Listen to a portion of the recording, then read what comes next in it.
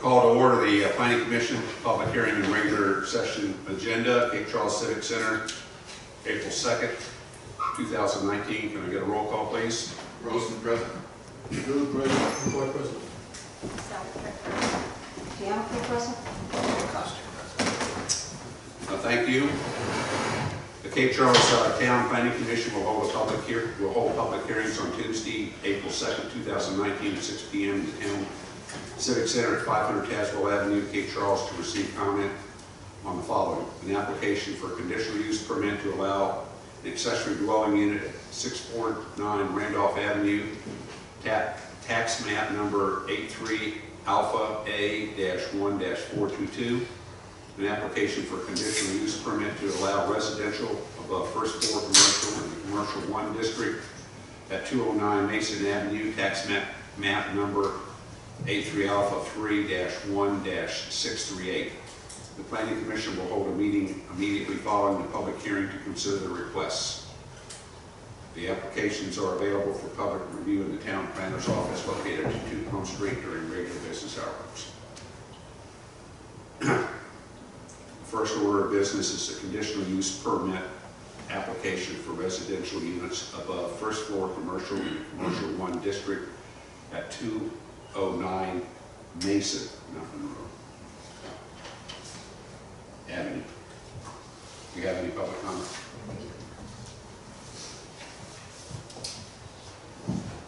Is it public comments? Mm-hmm. Is this where I would get up and give my support? You sign. Did you sign in? I did not. But I would like to give my support. Well, we will allow it this one time. You have Thank three, you you have so 3 much. minutes. This is for Thank you. 209 Mason Avenue. And so my name is Garrett Cree with Blue Heron. I'm a realtor in Cape Charles, and we're very excited about this project. And I just wanted to read the letter into record. I had sent this to Mr. Duray. So thank you for the opportunity to comment on the conditional use permit for 209 Mason Avenue building. As an active real estate professional specializing in the sales of Cape Charles Town's properties, we're in favor of this conditional use permit being approved as submitted. As we understand it, the benefits of the restoration of the Parsons building as planned are diverse and in keeping with the historic character of Cape Charles. First, approving the mixed use of the building for residential and commercial would be compatible with many other towns' buildings and would add to the economic strength of Cape Charles.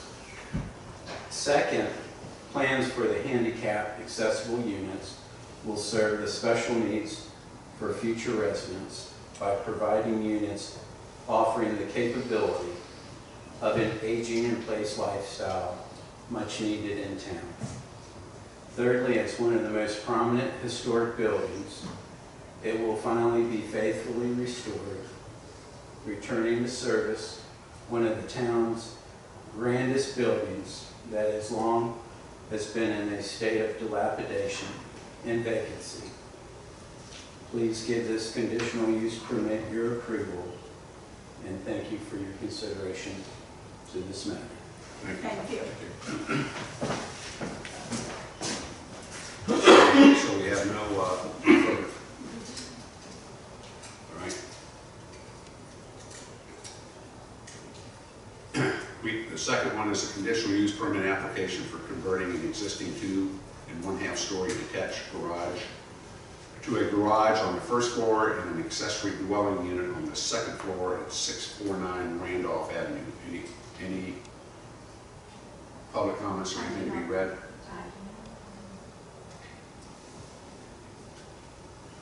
All right. Hearing no further public comments, do I have a motion To to move that we close the public hearing. Second. all in favor? Aye. All right, so moved. Can we all rise and have a moment of silence, followed by the pledge?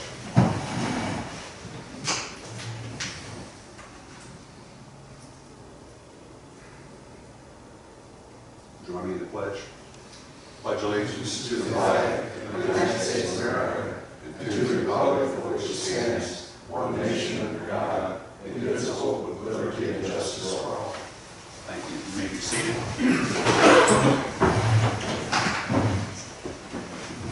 Do we have any public comments for the meeting? Consent agenda. Do I have a approval of the agenda format? So move. Have a second? I'll second. Sandra, second. All in favor say aye. Aye. Opposed? Minutes. Do I have any comments on the minutes? I have one correction, typo under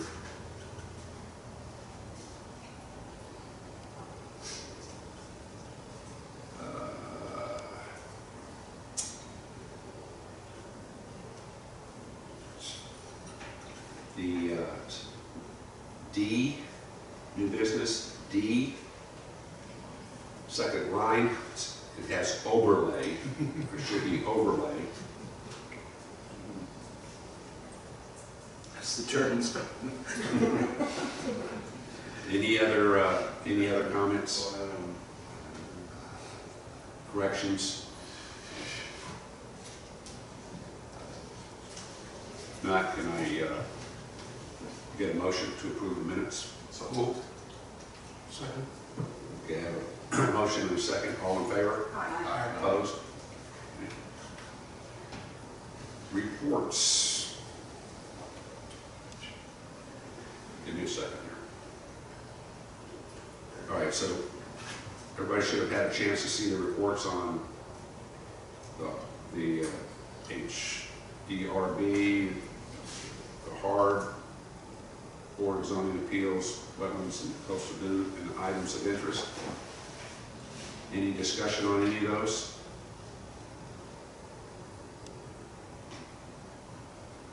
Any questions? Mr. Planner, you have anything to add to that? All right. Good. We will now go into unfinished business. First item is the application for conditional use permit, residential unit above first floor, commercial in the commercial 1 district at 209 Mason Avenue. Review and make recommendation to town council. Mr. Town Manager, yes, sir. Good evening, Mr. Good evening, Mr. Chairman, members of the commission, and the clerk. This is the final procedural step in the process for the conditional use application for residential units at 209 Mason Avenue in the commercial 1 district. Public hearing was set at the March 5th commissioners meeting. Public hearing was just held after being duly advertised. No comment was received. Well, Mr. Mayor Cree's comment was received, and there are a number of other letters in support of the project that was submitted with the staff report.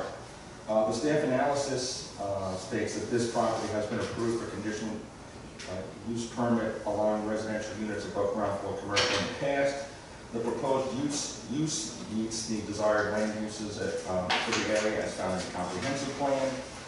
The combination of off-street parking, on-site, as well as shared and satellite parking with the leased parking lot on the railroad property would not put any more undue pressure on already stressed Mason Avenue, assuming that the residential units do not have an excessive number of vehicles. The same can be said for any other by right residential, not new construction development anywhere else in town.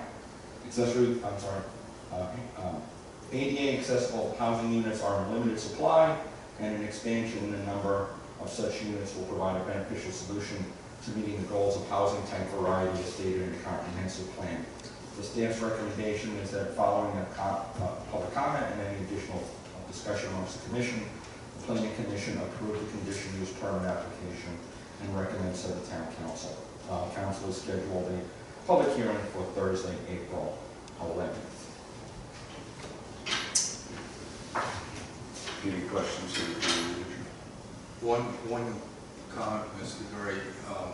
at our last planning commission, and we brought it up at the town council, had to do with the road work. Can you just talk to that as to what the follow-up was on that? So that's a closed issue here for us. It should be closed. It is. And I It believe is. it's discussed in the staff report, but for the benefit, That, Councilman, question for the benefit of folks in the audience. The access road in and off of Randolph Avenue is, shall we say, beaten up. Would not be amenable to residential vehicle traffic in and out to a home site. And following that meeting, I believe a couple of days afterwards, Mr. Mayor and I communicated by email about phasing of the repairs, which would be after the construction phase is done. So there's no point repairing the ingress and egress only to have the construction vehicles tear it up again to repair it again. So it was agreed that that would be the approach, phased approach. That was presented to town council too, if I'm not mistaken, that's on correct. 21st of March. Thank you. Thank you. That's what we asked on that. If their construction vehicles do any more tearing up than is there, will they be willing to put back and get in and out of there? I'm sure we can have an agreement on that as Okay, well. great. But it's hard to damage what's already damaged. When, Any other questions? Thank you.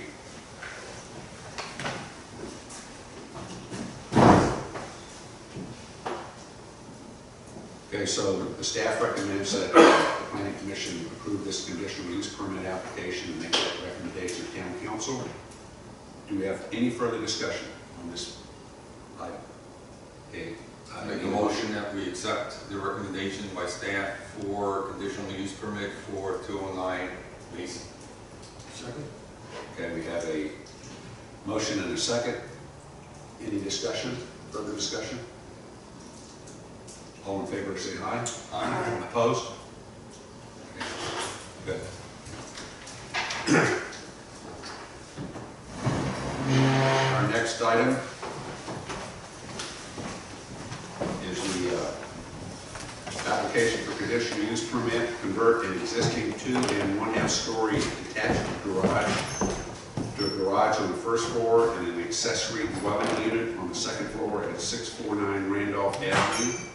Review and make recommendations to town council. This was presented to us last month.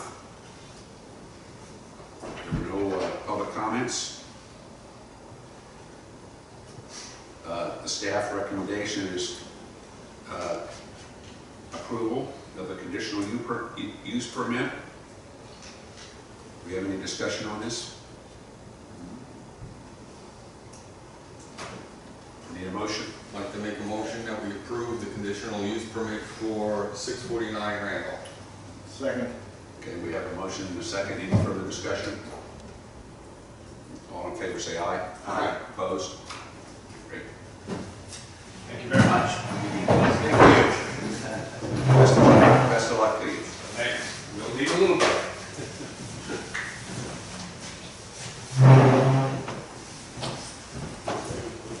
Okay. Next is an application for zoning map amendment and text amendments. Request to add a cottage overlay district to the Harbor District tax map, parcels number 83 Alpha 3 Alpha 17. I'm not going to read them all. And to make a recommendation. All right. So we had this conversation last month. It's in your packet. I do want to provide the commission with what transpired, because the recommendation from our last meeting was that the planning commission would get together with the Harbor Area Review Board and the town council and work this out. So that happened. We had a meeting last Friday, the 29th of March in here. Present were myself, Mike Strube from the Planning Commission, and from the Harbor Area Review Board were Ralph Orzo, who was the chairman, and Stuart Smith. And from the town council were Councilman Paul Roseman and Councilwoman Sheila Bush. We had a good discussion, and we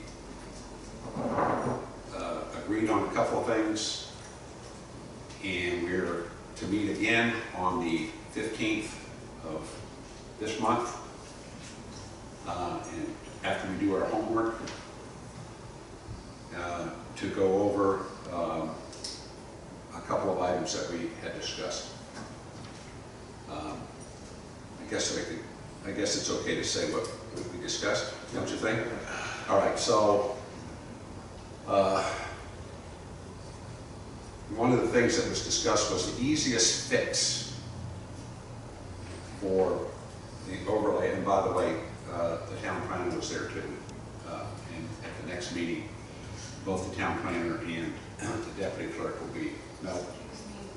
Actually, in light of what I just heard, I'll be sending an email out and seeing we'll have to reschedule because town manager does want both of us present. I don't want to be able to make I've got to go out and medical for a family member, so I'll discuss this with the town. Okay, all right.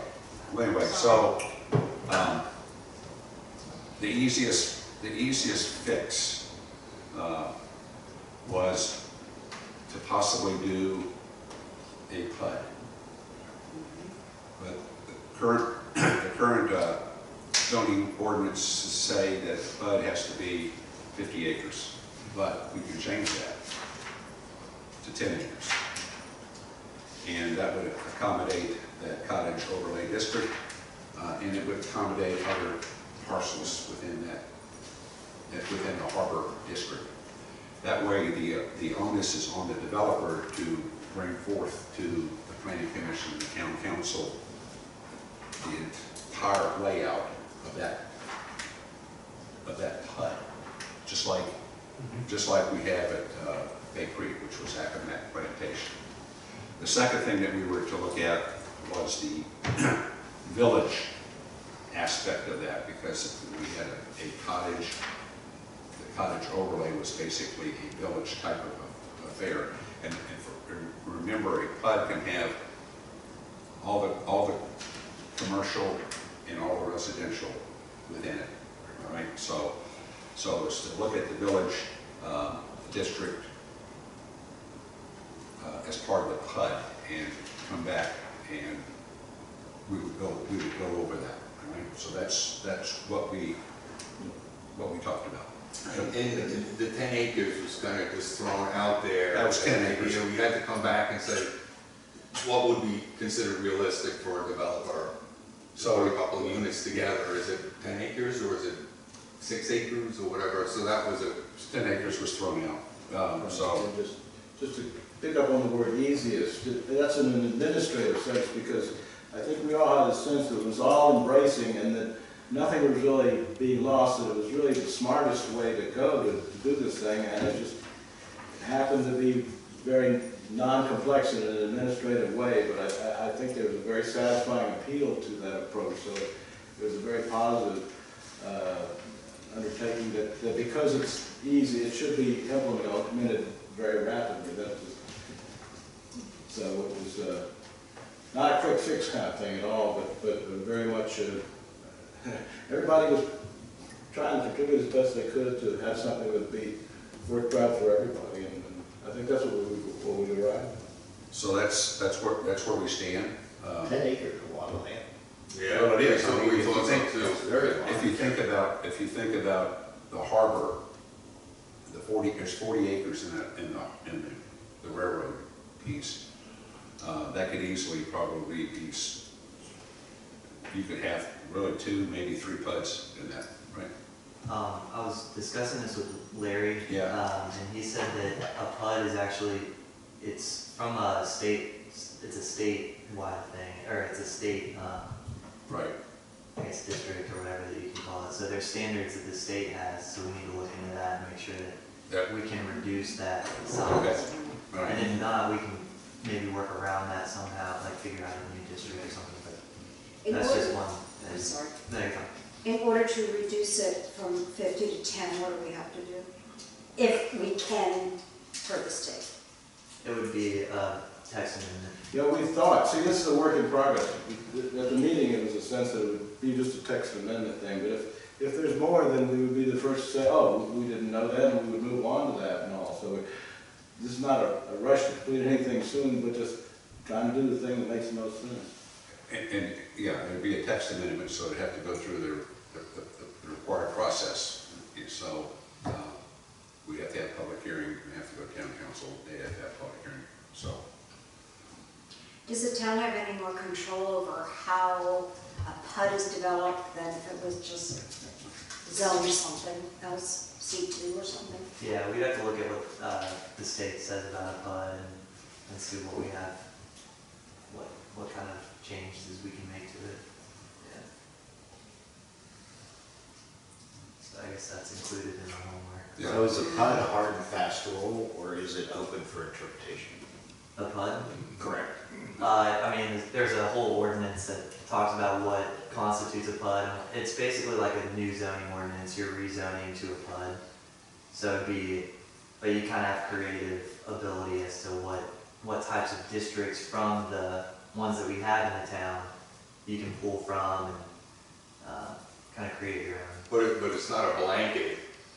It's creating an area. They have to come in for review and approvals of what they're proposing As a whole? as a whole. And then once the town, whatever authority says go, they have to live to that or come back and Well, change now it. that's another question, because AIR has come back many times and asked for changes on things. So if he agreed to something and then came back and said he wanted to change this multifamily housing to commercial, can that be done, and what does he have to do in order for that to be done?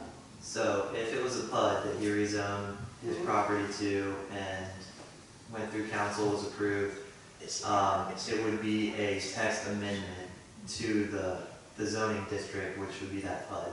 So essentially like what Accomack County Plantation, or Accomack Plantation PUD, if they wanted to make any changes to that, it would be a text amendment to that document. No, but I think what you're saying is that if that was approved, and he put forth his development plan for that PUD, and then wanted to change it after it had gone through the process, what would happen?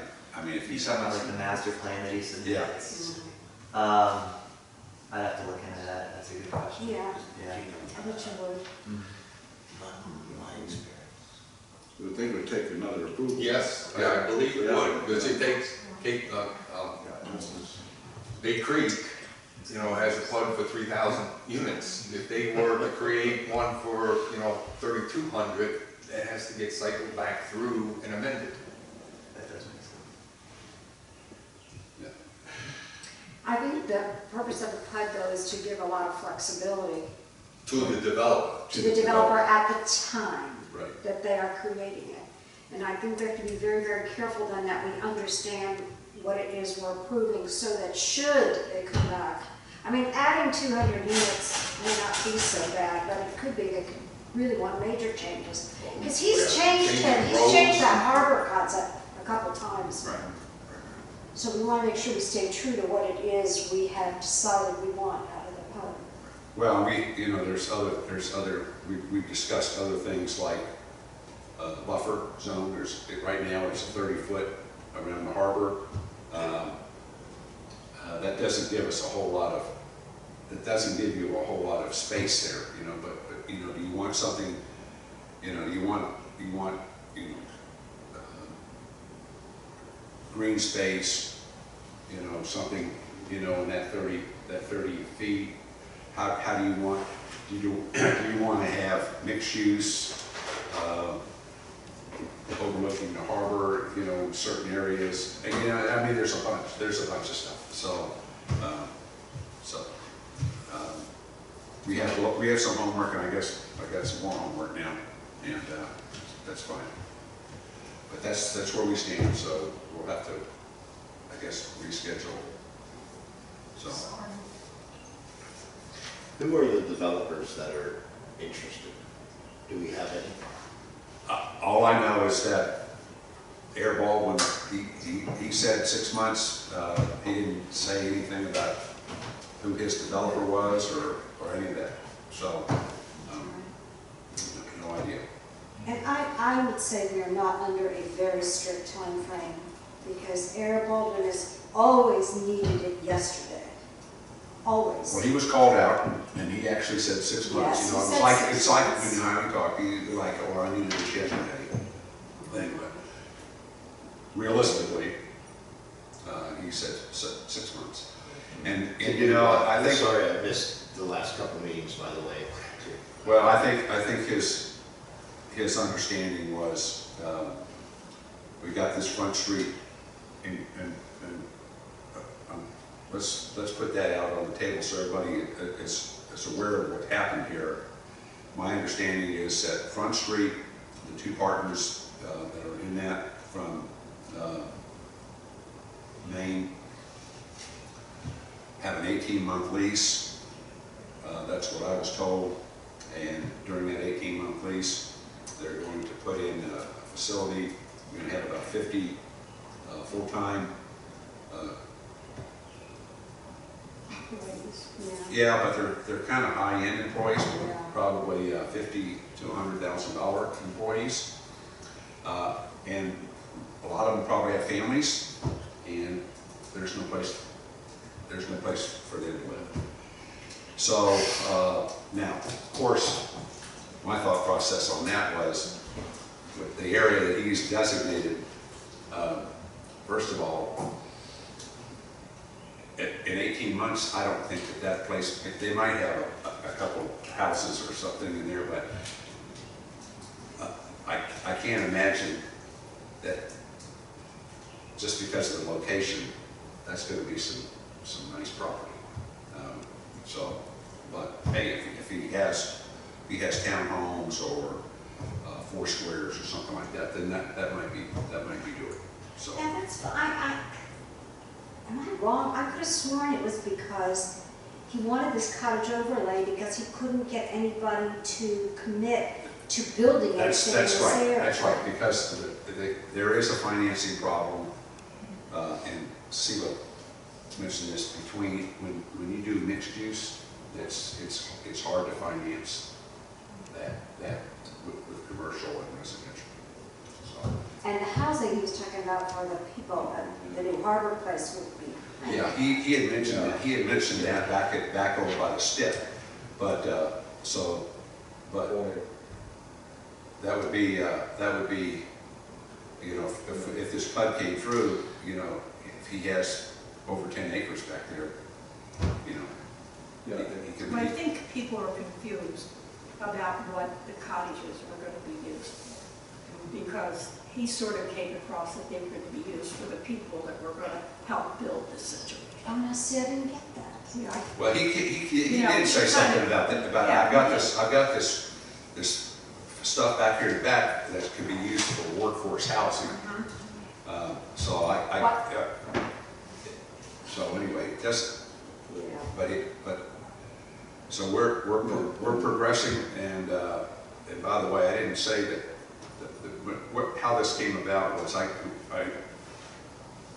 got both Ralph Orso and I got an email from the mayor. We met with the mayor, the two of us, along with the planner and the town manager, and he then went and asked the town council, and then we reworked it. So in reality, this Harbor District committee is co-chaired by the Planning Commission and the Harbor Review.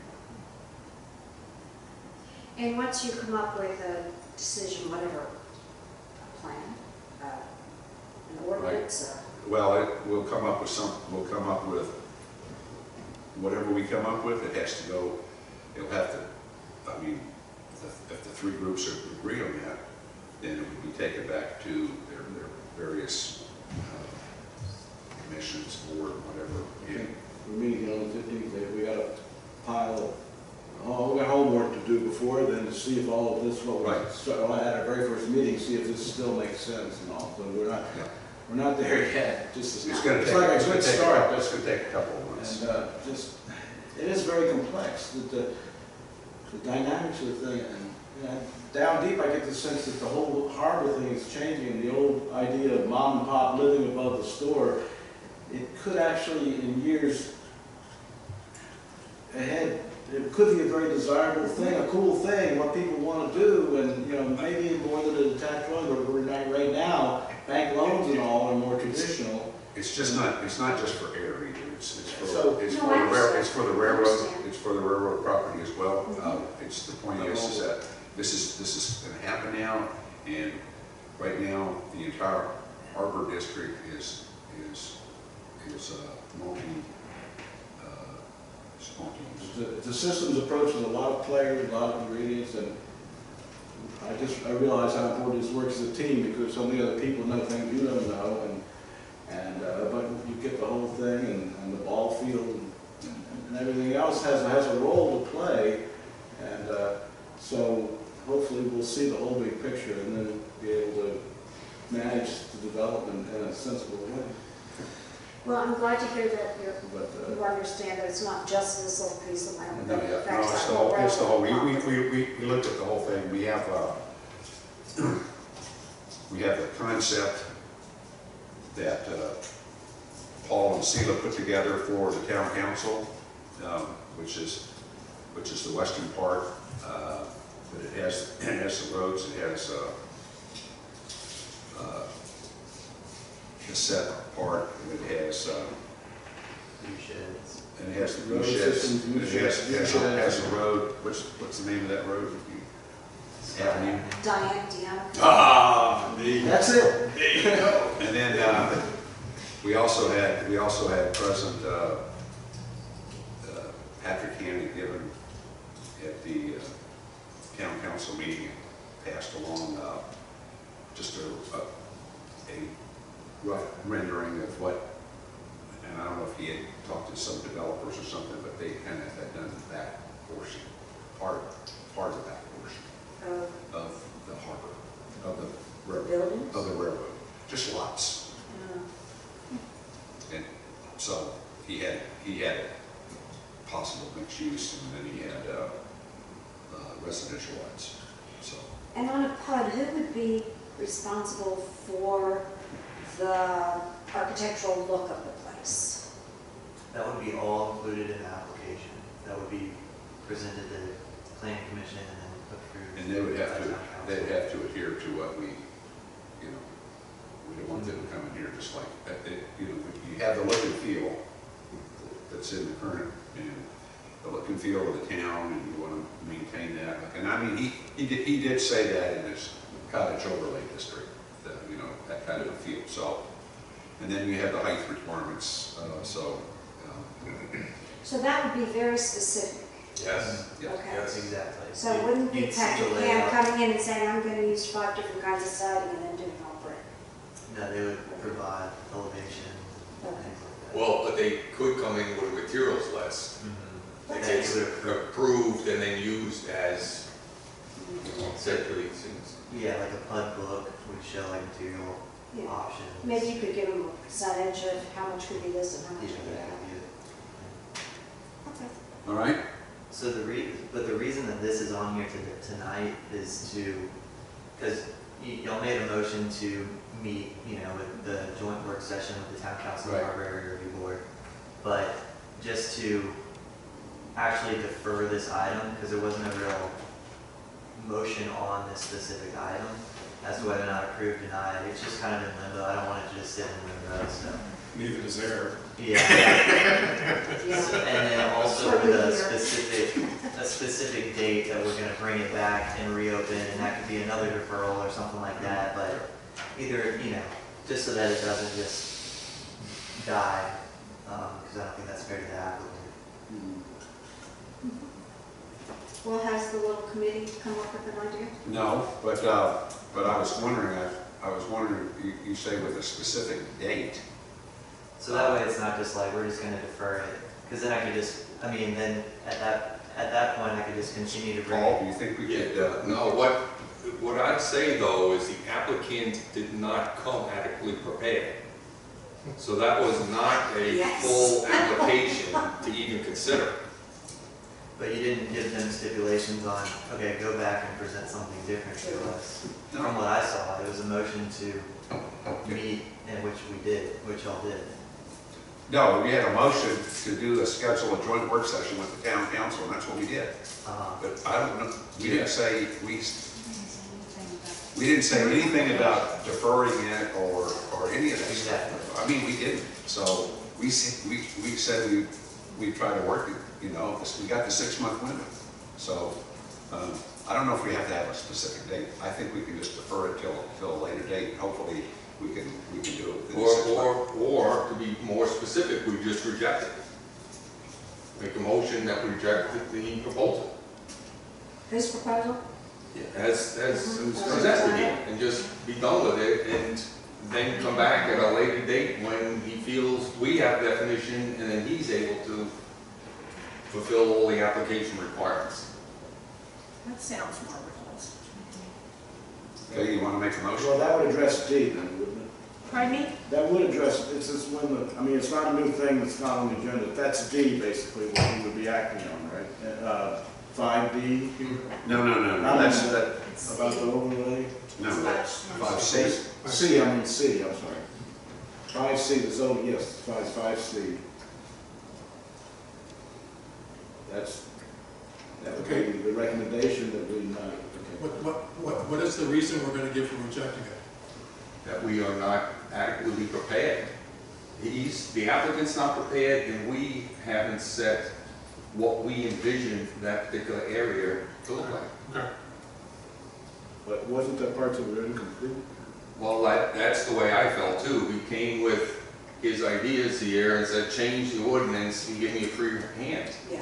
My initial recommendation was, I forgot exactly what the wording was, but something to the sense of, or tell the applicant to actually come up with a text ordinance update, you know, that they're actually proposing, because. Yeah, because that doesn't exist. The cottage overlay district doesn't exist in that district, in the harbor.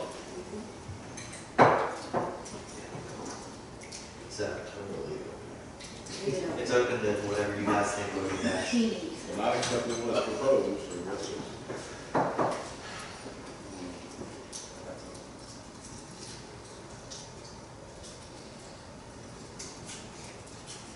We just told him he needs to come up and meet? Details? Well, I mean, I think that he ought to be informed that we do have a meet, we do have a group together, and we're working. I mean, that's what we're, I mean, can you tell him that? He did ask to be a part of it. I don't think he should necessarily be on the committee, but I don't really also feel like we should say to him, you tell us, you give us No. what you want as an ordinance. I think we should come up with it. Then we could meet with him and say, you know, does this fit in with what you're thinking? Yeah, let me just, if I remember though, what he was asking for in the way of ordinance would allow him by right to now implement under that umbrella ordinance. So Yeah. we wouldn't necessarily even know how he's splitting up the parcel and what kind of housing and what have you he was proposing. So not only aren't we prepared, he's not there either. I mean, he could put, you know, nice townhomes right there overlooking the harbor. Well, and if he came to us with that plan, we have nothing to go back to and say, no, you can't do this because of And this. not because you had to buy right, and you know, and that's, so, But I think we could say it nicely. Dear Harold, you know, you brought this up to us and we are really looking at it seriously. We're gonna, deny what he came up with last time, but we are speaking to it. so we want to reject it or we want to defer it? We can defer it, just say, until further notice. I mean, How would you handle it if it wasn't there? I handle it the same way. I'm not showing any preferential treatment. I'm serious. Just a question. I mean, we can't do that. I mean, We can't really defer what he gave us because he gave us nothing. Really, when you get right down to it. So why don't we just tell him we're working on the cottage overlay district as per his suggestion, and when we get one, we'll let him know and we can reapply. Does that work? We don't want to cut it.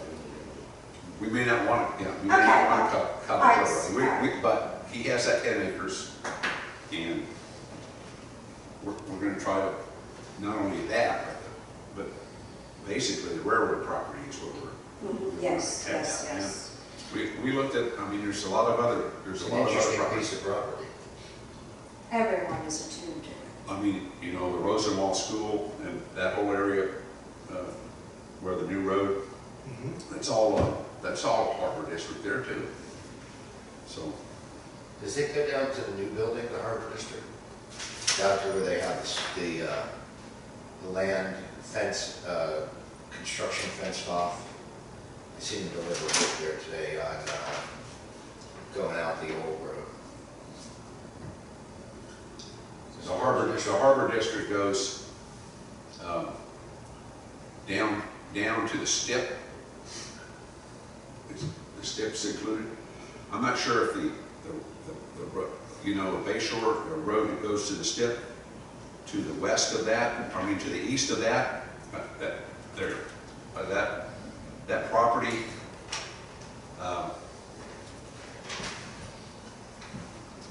to the east of, right below the yellow. I don't know if that's in the Harbor District. I think.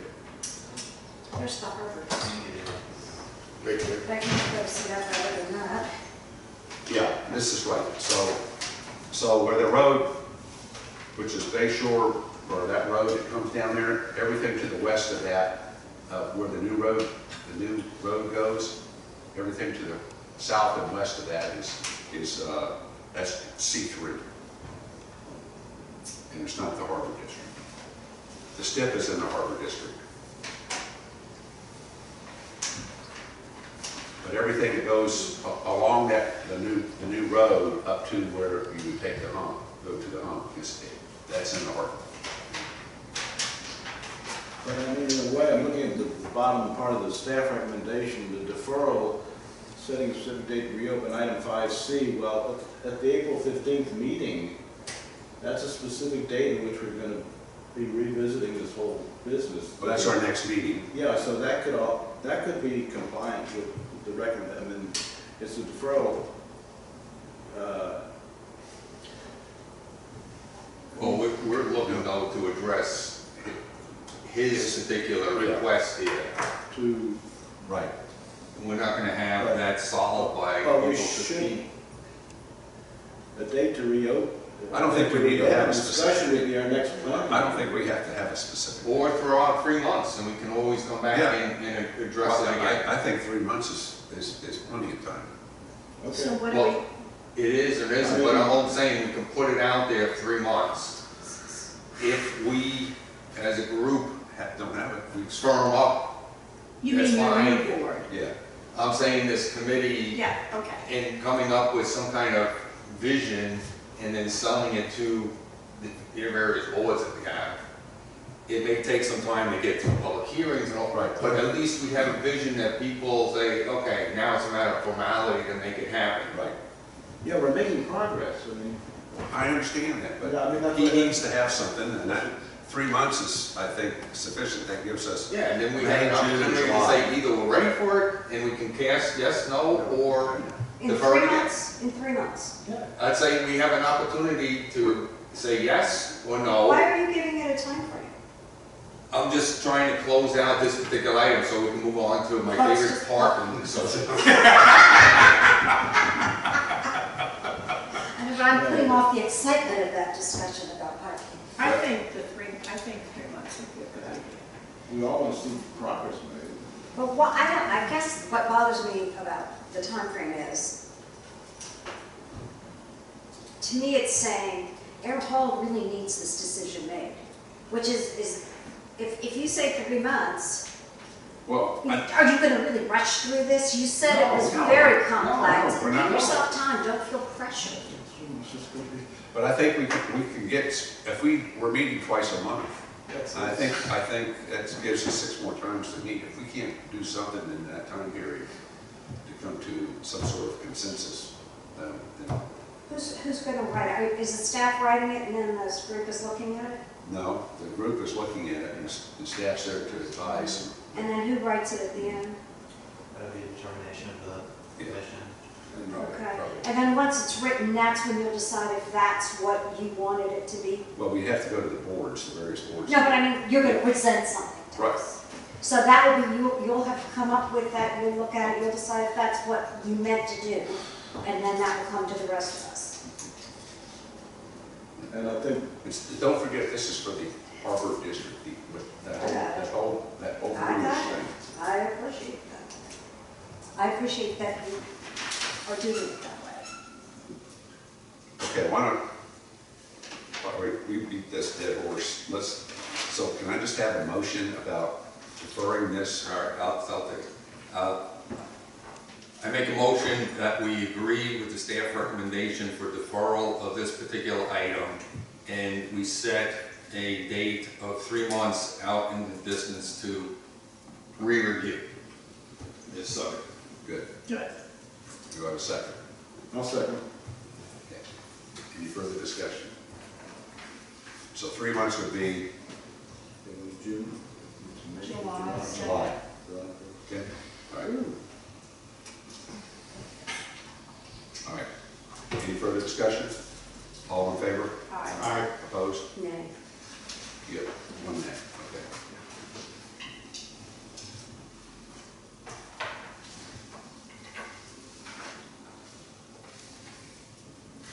All right. 5D, proposed text amendment to Town Zoning Ordinance Article 4, Section 4.5 and Section 4.6, subsections A through F, review. All right, so. Okay, Mr. You got it. Okay, so just these are the only sections that we're going through tonight, if we can get through them all. My recommended review procedure, this is kind of how I laid out the PowerPoint.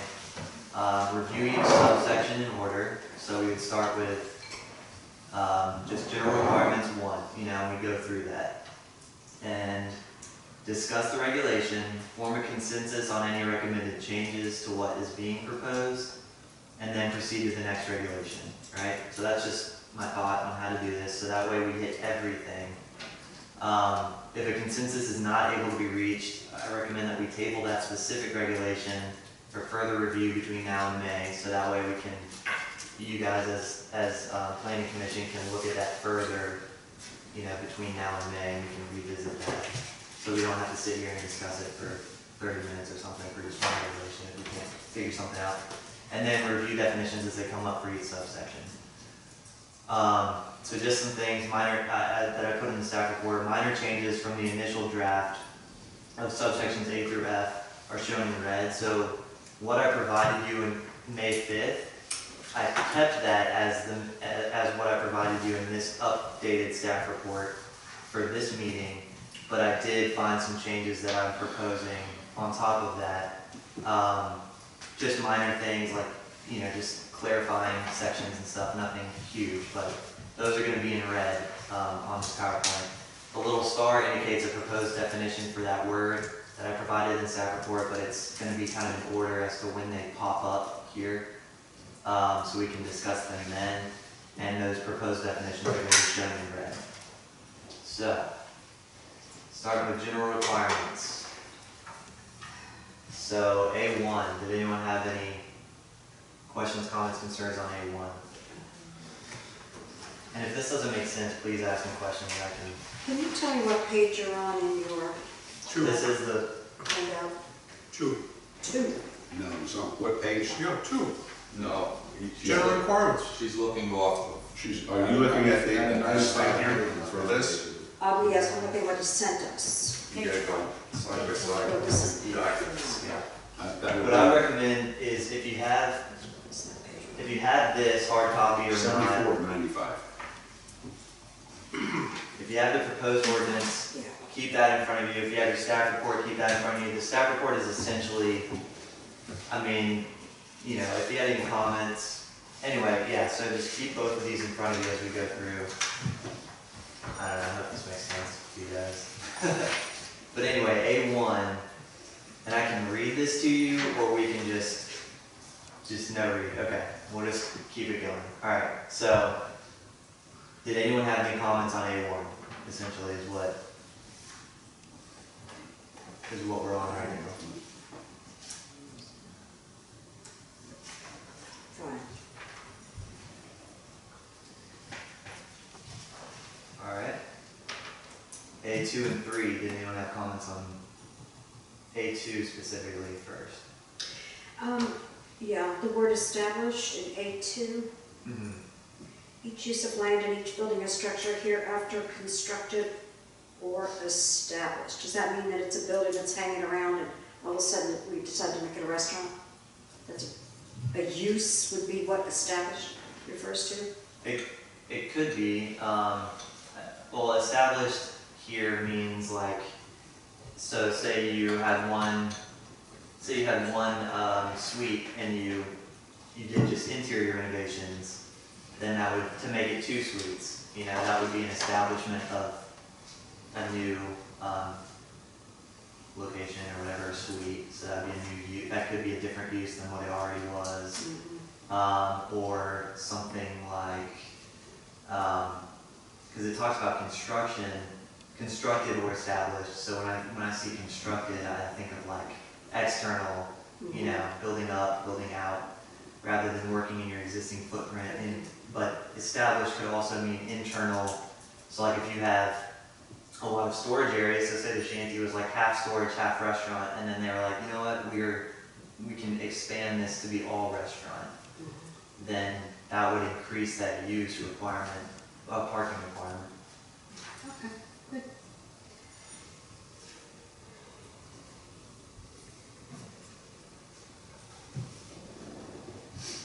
Okay.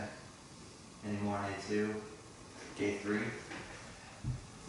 No, one last question, A2, sorry. Mm-hmm. So it says a conforming amount of parking or loading shall be supplied based upon the size of the addition. So when you propose a change, so if it's non-conforming and then you add 800 square feet of restaurant space, then you only have to add parking for the 800 square feet, even if the whole rest of the building didn't have one single space. That's correct. That's how it reads. Whoa, is that really what That's we what it want? says. When you qualify it with non-conforming, that's off a red flag in my head. Well, so a structure that, so say a restaurant downtown in Mason Avenue, right? That, or the Parsons Building has 3 commercial properties on the bottom. Okay. If they were to add an addition to the rear, they're probably not meeting. I mean, they're not meeting their parking requirements currently, you know, because they have no off-street parking. So the addition is 300 square feet. You have to add, I think it's 200 square feet, or say it's 400 square feet that they're adding, right? Then you have to provide 2 parking spaces because you're adding 400 square feet of retail to So a non-conforming. The difference is you only have to add parking for what you've added. Exactly. You don't have to take that entire I building and have bring it an issue with down. this. I have an issue with this. This commission has said, under prior management, that we always go from non-conforming to conforming as a first priority. Well, And that's why I'm talking here, guys. How would you take the Parsons building and go from non-conforming to conforming? We find some middle ground between no change and approving a future use, and some change on their part to get closer to conforming along with that. So, Go ahead. but, you know, we don't tear down Main Street. Mason, I mean, yeah, that, I hear what you're saying, but I think that didn't apply to the kind of situation we're talking about, where you just, it is what it is. So, and like the Parsons example, I mean, I don't know how you make that conforming. I mean, all of those commercial properties are under the same parking environment. Understood. So, but you want them just incurring new requirements for new parking spaces without asking them to provide them. That makes sense too. So, I mean, And I'm not suggesting we make an absolute requirement, but we need to make sure we are clear about why we're allowing this change when they're already not conforming. If nothing more than making sure that we're covered for anybody else who comes in to try to do the same thing, whose situation is different and doesn't have the same constraints. Do we have any non-conforming buildings? Other than maybe the Kellogg building? Do we have any conforming building? Well, Yeah, we Well, did. Mason Avenue is non-conforming in regards to parking probably. this is not conforming either, you got a variance. He did get a variance, the Kellogg building did. But initially he was non-conforming, so if he never got that variance, he would be non-conforming. And then if you wanted to add an addition, I don't know, say it's 1,200 square But you feet. see this, to be conforming if you're within the 600 foot. But there's nothing in the Parsons building currently, correct? No. No. And that Parsons building has been there for how long? 120 years?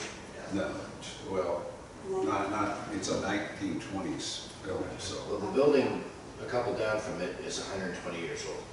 I know that for sure. Have they ever been conforming from a parking perspective? Even when the town was Probably. bustling and booming? So where were they putting the horse and buggies? Well, that doesn't matter, what, I think it does. no, I'm sorry, let me put it a different way. When you say conforming or non-conforming, you're conforming to In whatever regards to the ordinance parking. says. But if there was no ordinance, then anything you do, How long has the Parsons building been unoccupied? I actually don't think that long. no, Because I think that's a Southern lot. Expedition was in The one. second and third floors have been unoccupied. Yeah, that's been up for a long time. So we're not necessarily speaking to retail in conforming from a parking perspective. We're speaking to residential. Mixed use, yeah. Hmm? Well, I mean, we also have requirements based on square footage of retail, of how many parking spaces you have. So, but the question is, well, if you have off-street, you have parking on the street,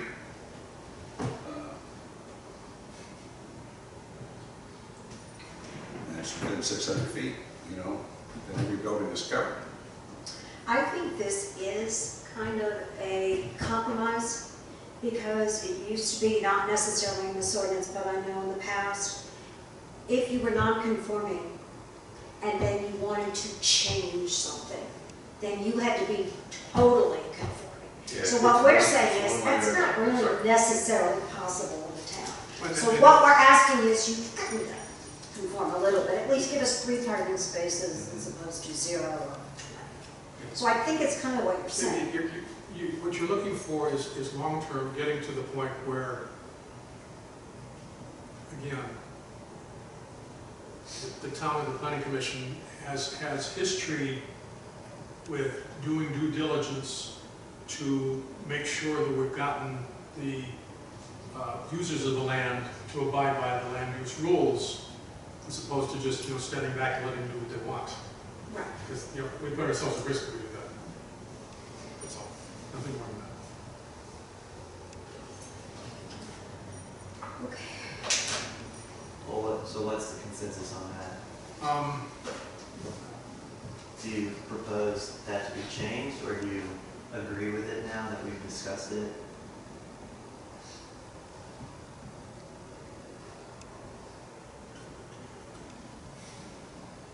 All I was speaking to was Diane's comment, not the text of this, but her comment. Do you have to even have that word non-conforming in there?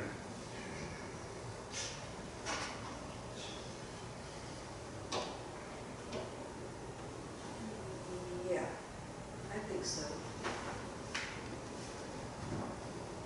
I mean, this is just saying it's non-conforming as to parking or loading requirements. It doesn't say anything else about the building.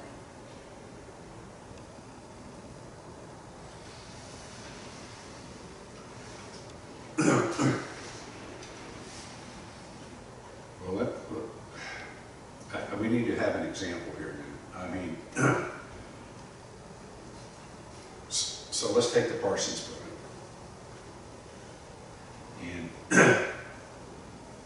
he's required to have 16 spaces. I'm okay with it the way it's written, because it basically says you gotta do it. Yeah, but It's for the addition only, not. But just for the addition only, Yeah, so. make a parking building conform, that's all. Yeah. However, oh gosh, just to make it harder, you've said at the beginning of this one that it was a structure that was constructed or established. We said that established means changes within. Then when you go to the second sentence, it just says when a change is proposed. It doesn't say increase the structure or change the interior. It just says when a change is proposed. So any change that's proposed to a building, any change, Right, that's what and I'm then the saying. change doesn't happen to, and the building doesn't happen to have the right parking. See, that's what I'm saying, now, why do you need that word conforming? It could be conforming or non-conforming, Yeah. right? Sure. But you're saying that a conforming amount of parking or loading shall be supplied based upon the size of the addition. But what if you're changing just this, using this word establish, you're just changing the use of the first floor? And now you're not meeting the parking requirements, but you haven't added an addition. Then you would not have to provide it. You wouldn't have to come to the board for a variance for parking because you're a new restaurant that wants to go where a retail used to be.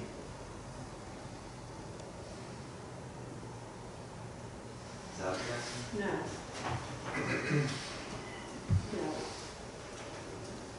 So where is the person supposed to find these parking spots? Well, So, you go That's the behind issue right parking. there. No, I think I know what it's. In order to- They're on Mason Avenue. They're within 600 feet. Exactly. My point is, we're talking about something that is very difficult to make happen unless you're going to pull some land or you're going to use part of what's across the street to build a parking structure to handle what you're putting into rules, right? Because I would submit to you that I don't think that we can have development and meet a parking rule with our current situation. I would almost say it's impossible.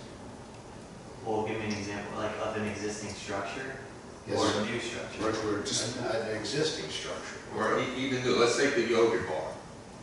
A new structure is gonna be created there. Go into our second paragraph there, that falls under the classification of each building or structure hereby constructed Yeah. is now gonna have to meet these parking requirements. And if they can't, then they go to BZA for approval from variance. And if they don't get that approval, then they're gonna build half a building with, they're gonna build half a So building. then we're gonna have an issue with parking doing meter. the loans. But then our other But that's- problem is, of course, we're gonna say, oh, they can meet part of their requirement by using the gravel lot. So now, after a certain amount of time goes by, we've got millions of people using the gravel lot as part of their required parking. But you also gotta think, there has to be some give somewhere, because otherwise, you're never gonna have any development within Thank you. anywhere. Right. right, So y'all gotta figure out, and that do goes you to, want 207 Mason to be a parking lot? Or do you want it to be a building that, that actually adds to, do you want the tabby lot to be half parking lot, half building? There's a bunch of different ideas here that, so I would just encourage you guys to think about when the gravel lot is full, it's during an event, right? Oh, wait a minute, Now. wait a minute. Did anybody come into town weekend before last to see what the parking situation was? It was chock-a-block. And this was not mid-season. well, I And mean, I'm talking Mason Avenue. Festive Fridays, it was pretty crowded there too. Yeah. But the point is, it doesn't take the middle of the season to create that demand. That's my point. Plus, let's also remember, you're talking about what we have built now and Yeah. what we have as far as tenants go now. That we're adding tenants all the time. We're adding people who live there all the time. We're also adding places that are going to be rentals, which always have more people in them than they're supposed to, pretty much. So whatever might meet our requirements now may not meet our requirements later. So we do have to be careful. So I don't see any reason why we can't leave this in there. And maybe somebody could come to us, I don't know if this is possible, I love this idea. Why can't they come to us and say, there's absolutely no way I can add parking, however, I will give you this much money for your parking fund. And we can plan a parking lot somewhere, or have them build the parking and then put the unit on top of the parking. I mean, there's other ways to do it.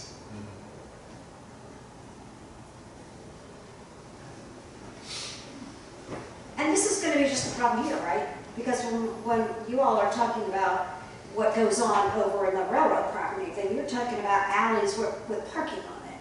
True? Streets for parking. Streets, they're gonna be wide streets this time. Oh, I heard it was, I thought it was alleys with parking. Well, there was gonna be parking, but the question was parking behind the buildings. Right. Well, and we haven't gotten beyond one or two streets, you know. Yeah, but that's part of our comprehensive plan. But isn't every it? development there is gonna have to conform 100% to the off-street parking regulations. Right, so we're really Unless talking they about get the problem we're gonna have in This this. is pretty much, this discussion right now is pretty much all about Mason Avenue, or even like the Kellogg Building area. You know, or, because anything like the Bay Creek commercial, like that's gonna have to conform to the Bay Creek parking standards. So it's really what you want your downtown to look like. Do you want it to be a parking lot, or do you want it to be a walkable area where people can shop and eat? You know, and I'll just say this, like, the grid system in the downtown is awesome, and people can park a little bit further and walk to where they want to go, just like you would do in a large city that's already well established, you know? It's just people don't want to do that. And I'm gonna put this into perspective. 4 years ago, we almost bought a house on Tazewell for $150,000, golf cart included. It just sold for $329,000. They hadn't done a single thing to that house. So when we talk about, gosh, do we really want to put the onus on developers to include underground parking, or really, it's to the point almost where it can be affordable for them. They can still make their money at it. So let's not make the assumption that it's too much money. To allow, to build a structure. Either build a structure to figure out a way to make the parking work. So here's the thing with, like with the Tabby lot, if they wanted to maximize their building space there, they would have to build a structure, you know, or get a variance. They're not gonna probably have a surface lot that's gonna meet a demand for a hotel if that's really what's gonna happen there. Given the size of the lot, it's gonna be half parking lot, half hotel, you know, so they'll have to build a structure, or they'll have to go to BZA. BZA could say, no, build a structure, or don't come here with a hotel. You know, there's that, but I really want y'all to think about like what's already developed. Like, we don't want to tear down the Kellogg building to build a parking lot, Right. you know? That's why I think what you have here is fine. Mm-hmm. I like what you have here. Yeah. I don't want us to promise them the gravel lot, though. Well, that goes in shared parking. That you're getting ahead of yourself. We're on number 2. We're on A2. Oh, we can jump to shed? How many months are we gonna work on this? Yeah. Okay. Well, I don't want to go past this. Do we want to revisit this, or do we want to say that this is what we intend it to be? We'll take a quick vote, word vote, or? I'm happy with it.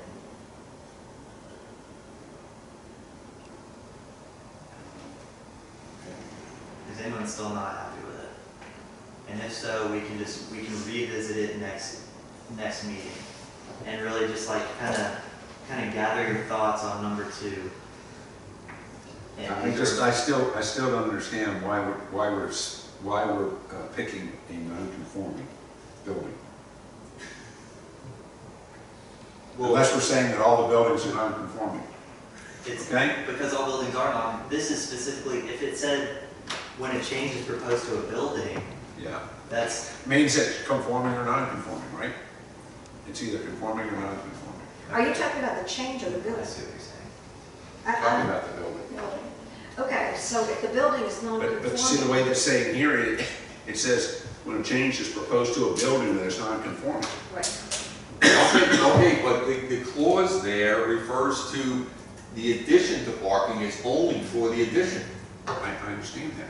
So there has to be something, this indistinguishable between a, Are you saying that, are you saying that if the building was conforming and they put the addition on, Well, if the building's conforming, then it doesn't matter because they're conforming. Have to- Non-conforming would mean non-conforming, it could be, non-conforming means it's not meeting the parking I requirement. understand. So if it's It is conforming not and you're adding an currently. addition, then it's just, well, yeah, you're gonna have Right. to abide by the parking regulations. So this is specific, we wouldn't even need that sentence in here if it was referring to conform. yeah, I think both conditions need to be addressed. Yeah.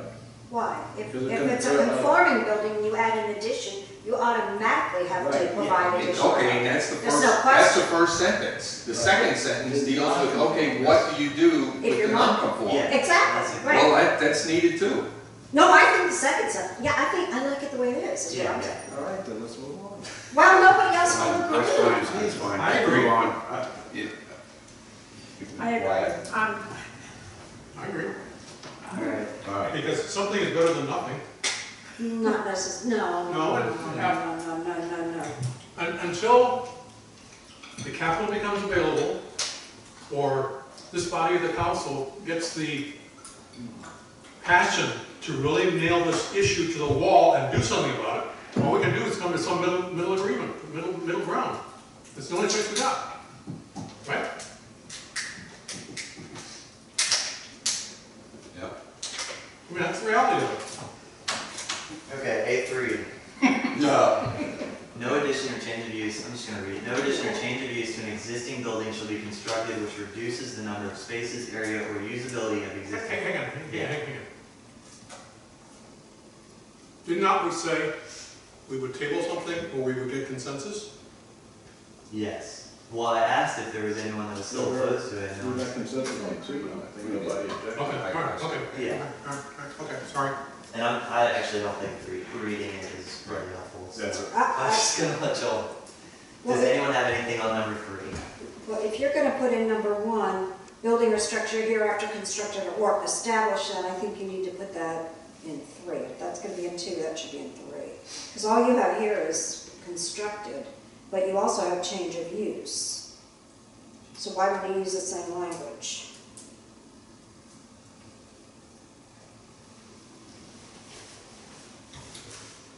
Yeah. Which shall be constructed or established. Is that what you're saying? Yeah. I agree with that.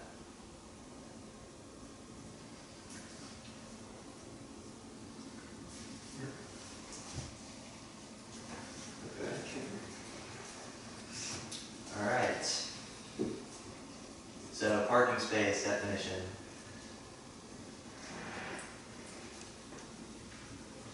A marked or striped usable hard surface area enclosed within a main or accessory building or unenclosed, permanently reserved for the temporary storage of one vehicle. Which, does that mean then that the town parking lot doesn't have parking spaces? It does not have marked or striped. I mean, it's It will. It's not hard surface. But it would. it's a place to park cars, but it's not a parking space. There's no parking spaces there, it's just places where you can park your car. Does that make sense? There's no delineated space, hey, this is where my space is that I park my car. There's implied, but there's no markings, there's just curb bumps. So you're saying a parking space is like a reserved space? Mhm. Okay, so apartment 1A gets this space. Well, it's just like if you go in a Walmart parking lot, there's a clear space this is a parking space, these are lines that I'm bound to, you know? But in the gravel lot, there's not that. So if a moving truck comes and pulls in sideways in that parking lot, it's okay? Takes up, In the gravel parking lot? yeah, it takes up 5 or 10 spaces? I mean, if you give me a ticket, I would say there's no line there that says that I can't park like this. I would say, I would fight that in court. Except you've already gone and given that out to other buildings as their permanent parking. Well, we'll get to that, shared parking. No, now we're getting to shared parking. I understand shared parking, we discussed shared parking. But I guess I'm just kind of surprised because, That's why, no, that's in the future.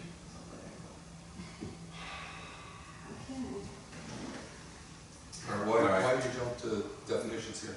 Oh, because we're actually talking about parking spaces, Gotcha. and we're talking about regulation, so. All right. So then regulation, any regulation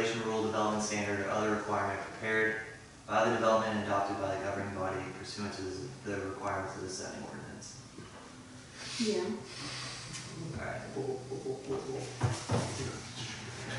Go back, to this? yes.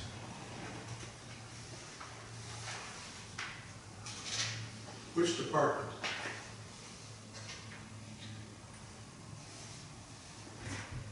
I mean, it could be planning and zoning department.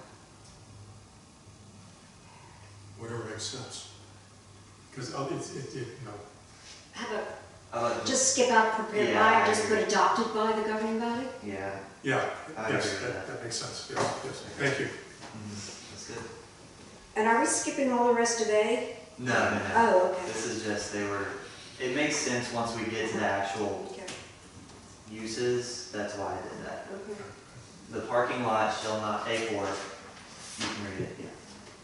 A4 is what we're on now. Okay. Any questions on that? Parking lot or garage, an area or building designated or designed for the temporary storage of motor vehicles. Any discussion there? So I couldn't just stick my 1932 something or other car in there? Is there a 1932 car? And leave it forever? That's what we don't want, unless you guys want that as a town. Well, Well, is this, but you say parking lot or garage. If I have a garage, Well, this is parking lot or parking garage. So, motor vehicles. Yeah, right, exactly. You're gonna have golf carts here, they're not gonna be allowed to be in the parking lot? Well, what about boats and trailers? oh, Yeah, That's, we did. And that's all, this is all stuff that we need to, yeah, talk about. exactly. Yeah, so parking garage, I think makes sense. So do we want to take out motor vehicles and just put vehicles? Yep. Well, getting to Diane's question, what if I have an antique car that I'm gonna put in my garage and let it sit there? I mean, But it's not, this is not that's a parking garage we're talking about. Yeah, it's a parking garage. It's not yours. I would then, I know this sounds ridiculous, but I would say parking lot You or might rent it. parking garage, or multi-use garage, something Yeah. to make it sound like it's more than just a single space garage. yeah, Yeah. That's good. Okay. Okay. okay. All right, 5 and 6. It could be yours if you own the building. So, for 5, I actually have an addition to what's already there. We discussed, me and Paul and Diane, about what happens if I'm trying to, what happens if I'm trying to fix my car, change my oil or something in my parking lot, or if I'm like, my radiator busted and I have to park here for a little while before the tow truck comes, or something like that. So I added that little section in red. Yeah, what I'd offer is to take it out, take the red out, and when you talk repair, put major repairs, something along those lines. The way I read this is, if I'm gonna change my tire or change my battery, I gotta come talk to you. No, so, and I knew that people would say that. It's just like if someone it's like, hey, this, it's on a case-by-case basis in the sense of like someone complains about it, I go out there and look at it, and then I deem, okay, it's okay, I'll write down something. Okay, what happens if I do it on a Saturday? No one's around. I just don't think this is feasible, what's in red. That's fine. I change it to major repairs, meaning that I'm not gonna do body holes or whatever, or lift the car and change my chassis and that kind of stuff. So you want that to be no parking area, maybe used for the sale of major repair. Major repair, and even that's questionable, but at least it gets you out of a person changing their windshield wipers or something. I don't think I'd start being too so specific about this. As far as I'm concerned, you don't make repairs in a parking lot. Now, if somebody's going to put on new windshield wipers and someone's complaining about that, I think you can handle that. But I don't think I would include this at all. The whole I mean, I would just say you cannot make repairs in a parking lot or a parking garage unless it's a personal one, you know, it's your own. Because I have been in situations where people are running oil change businesses out of their driveways or in a parking garage, and that's a minimal repair. True. That's where those deemed by zoning administrator. Well, and that's very open too. Is it okay if I change my oil twice a year, but he runs 20 cars through his? I would say no. I would say that's a. How would this be affected if I was parked in a parking area during the day and I contacted Mr. Twain to come down and wash my car in the parking lot? Yeah, or replace your windshield. Could that be done? Again, that would be a zoning administrator thing. I would say if you're changing your windshield, I mean, I don't know. This is just how I worded it. If you got, I don't know, like, y'all can make suggestions on whether or not you, Well, a major repair, what, you know, I don't know what a major repair would we'd be. have to define that, probably. I mean, we're really getting into the weeds here, I tell you what, this is, I tell you, it's. But you know what, if you're replacing your windshield, if someone's coming in and replacing your windshield, they're licensed to do that, right? Yes, right. So couldn't you say a licensed person? Would that take care of it?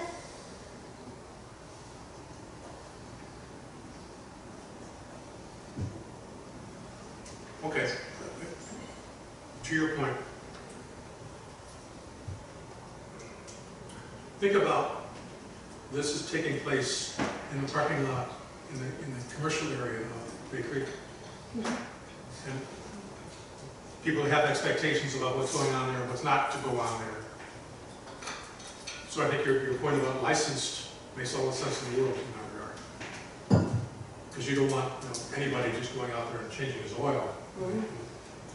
Anywhere. Particularly draining it into our sewers. Yeah, exactly. Oh, I used to drain my oil and you capture it and put it in a container and bring it You did? down to the transfer station. That was good of you. But that's not to say it's going to be done. And if somebody's licensed, they're either going to do it or they're going to be in Okay, well, trouble. regardless of how this is worded, if I change my battery and I change my battery, I'm not gonna call anybody. So my neighbor can report me. I'm pretty sure that's not going to be the problem. The problem is going to be if you're running a battery replacement business. And the neighbors can call and say, hey, this is about the 20th replacement he's made and he owns 2 vehicles. Or repair service, something along those lines.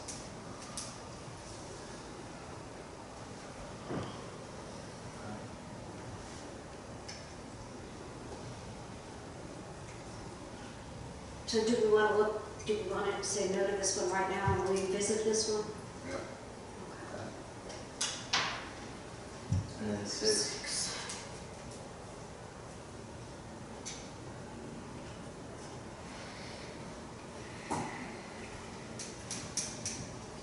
Six is okay.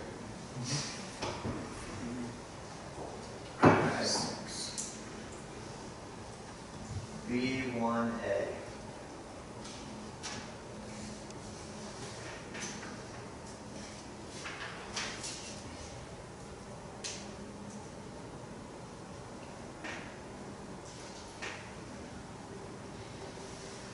I'm good. Yeah. B1B. So I initially recommended adding in, it reads currently C1, but I recommended initially to add the C2 district in there. But the C2 district is this area with Rayfields and stuff like that, and I was like, actually that's probably not a good idea. So I recommend not adding that, but it's whatever y'all want to do. I mean, it's up to discussion. So here's what But that does include across the street from Rayfields, right? it does, yeah. So does that It's like affect the that? Eastern Shore and the meat factory or whatever it's called. Do not meet land. Now the other one, the auto showroom or whatever it was. across from the front array fields. No, that's Kellogg Building, Right. that's in that, That's C2. that's in there. That's C2, but you would take the C2 out. I was, but it would still be able to be approved through a BZA, a variance. That's whether or not they want it, but I think that area is like, it's not as condensed, it's not as strapped for parking in what is currently existing to really deem it necessary is what my thought was. Yeah. Okay. Okay. Project, the entire development project. Clarification there. I'll tell you this, definitions are very important. I know it's kind of annoying to go through No. definitions, but they're very, very You important. shouldn't, for a definition, you shouldn't use the word in its own definition. That's recursive and Yeah. never ending. Okay. Fire. The entire. So what is it you're trying to define? So if I read this, no infill structures or change of use projects on the first Yeah. floor. What is a change of use project? I'm a developer, I need to know what a change of use project is. So then I would go, You want to talk about a project having multiple phases or multiple tasks, a level of additional complexity beyond a single event? Because that's really what you're talking about when you're talking about a project. So something in that mindset. So you have multiple tasks, there may be some dependencies, but again, weeds. gotcha. You couldn't just say the entire proposed development. Yeah, okay. Okay. All right, That's so it. we'll take out project from the Take out definition of project, that makes sense. Yep. All right, maximum number of parking spaces, 2A, or B2A. Yeah, go ahead. This is, I read this on Yeah, so let me ask, just as an example, I didn't go down and count, but we had come before us 729 and 730 Randolph being changed from mixed use to 4 apartments. They have 1 apartment now and 4. So the way I look at it here, and I'm assuming there's 2 bedrooms in each, I need 8 spaces per my tables and all that stuff. If I happen to go out and count 10 spaces, what does that mean? I gotcha. No, that makes sense. See what you're saying. Okay? So matching minimum and maximum, I don't think is valid. Well, at that point, it could just become a non-conformity. I don't know. Yeah, I see what you're saying. Well, under 9, where you have hotels and motels, it says 1 space per unit plus 1 space per 5 units for visitors. But if you're talking about a place that has maybe 4 spaces, then they only need 4 spaces. There would be no parking for visitors. Because it hasn't hit the magic 5 units. And yet I would assume 4 units. Some So of them why, actually I guess the question is, why would you specify a maximum? I think it's more important to specify a maximum than a minimum. Go ahead. So if I am a developer, like a Walmart, and I buy, or let's give an example here, the Meatland location, right? It's covered in parking with a small little building. We don't want that. That's way more parking than they need. If they were to come in now, if that was a flat property and they were to come in now, or say like, well, for example, going back to Walmart, you know, we would want to restrict them to how much parking they could provide.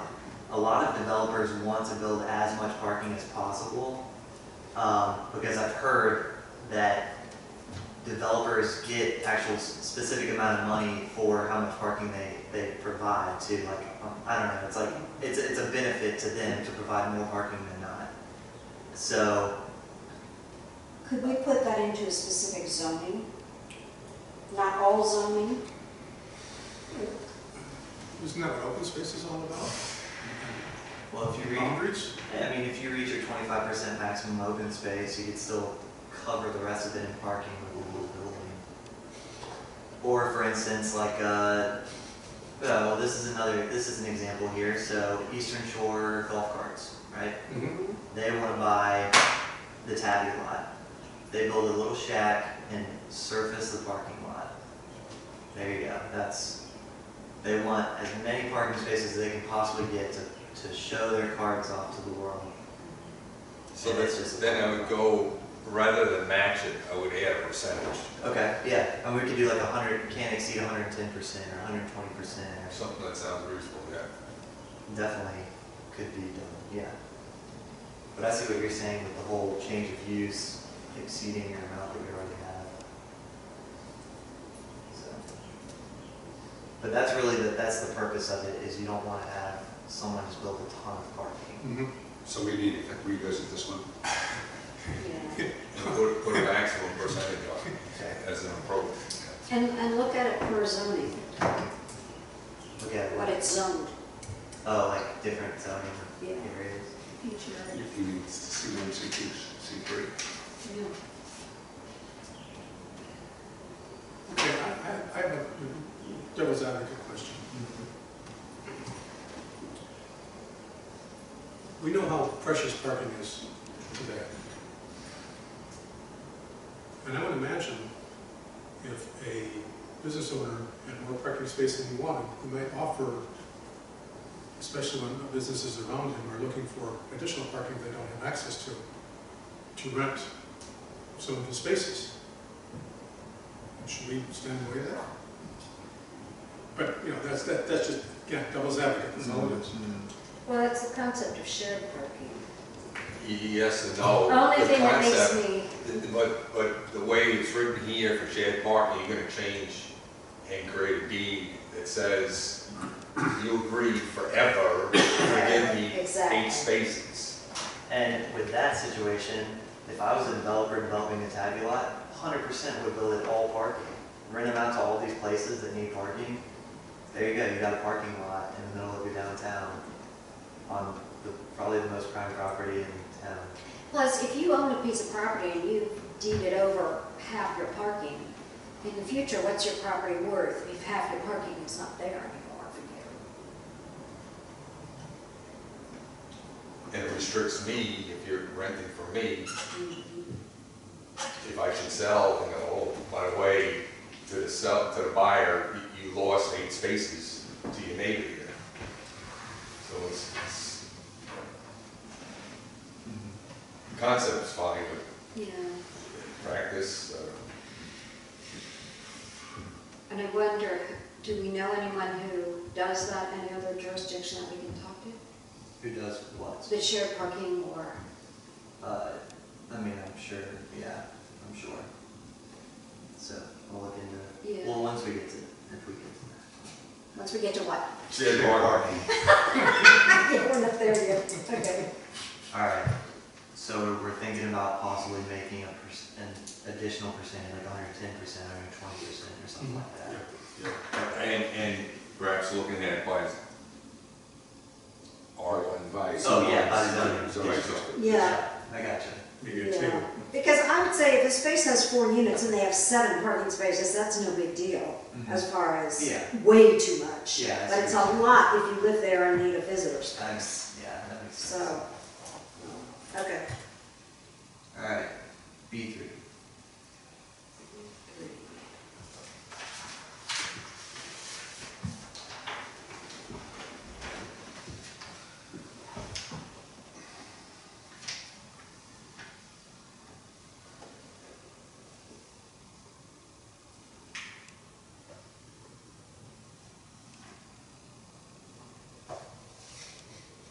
New comment? Well, the one, okay, no, I'm talking the table, I'm sorry. Can we see the table? We're gonna go through the table now. Yeah. Yeah. Mhm. Yeah. I have nothing on through it yet. Okay, so now we're at the table. So these are 2 things that definitely need to be in our definitions that are not. Floor area and gross floor area. Floor area, the gross horizontal areas of a building, including mezzanines and lofts, exclusive of garages, parking structures, basements, open balconies, and porches, and equipment and service areas measured from the exterior face of the exterior walls of a building.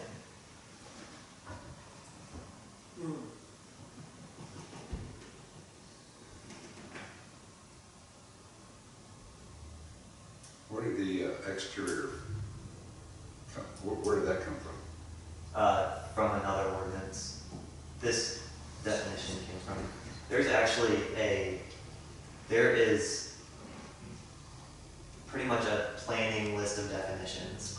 No, I understand, I mean, Yeah. but if you had a building that was, had a foot thick walls, and it's all around, then you're saying you're increasing the actual floor area by, you know, how large that thing is, by an extra foot all around. Yeah, I guess it's taking like the actual footprint into Yeah, account. that's what it's doing. Yeah. It's But we don't not, know if we want to do that. floor area is the ground floor area. It's not adding everything, all the different apartments and levels. Because I don't understand why lofts would be in there then. No, it's each floor area, the floor area, the gross horizontal areas of a building. So it is All each floor. horizontal areas. Oh, horizontal area. Right, each floor. Areas,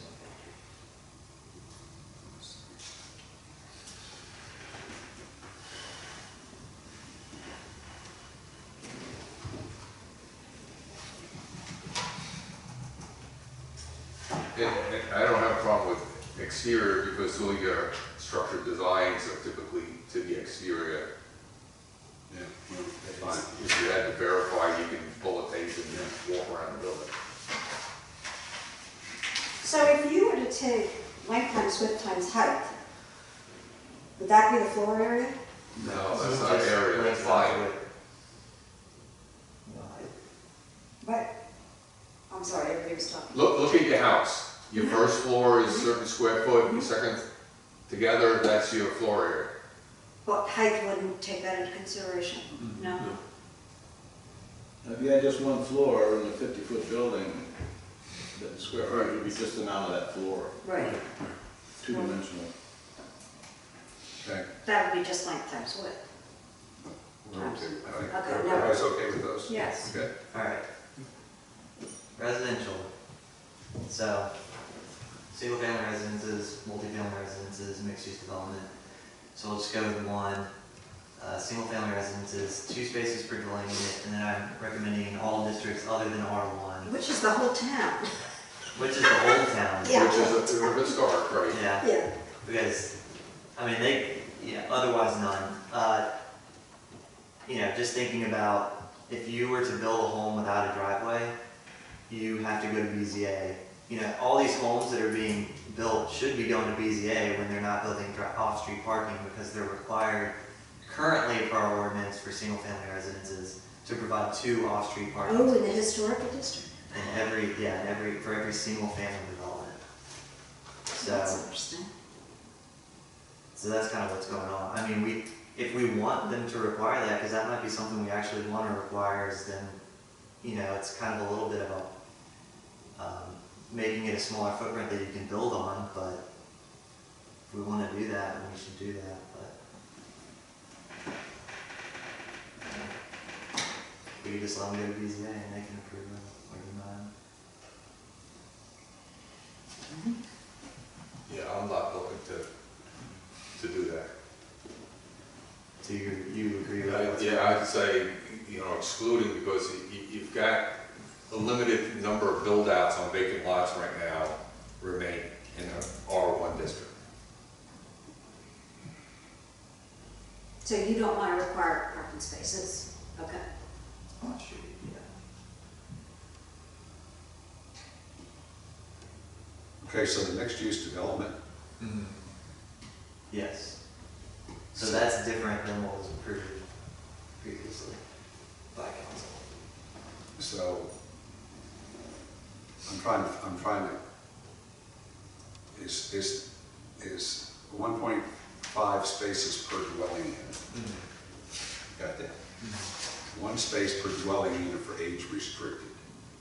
If you were to build an age restricted, if you were to build, so some places build 55 and up, community, like buildings, apartment complexes, Yeah. whatever.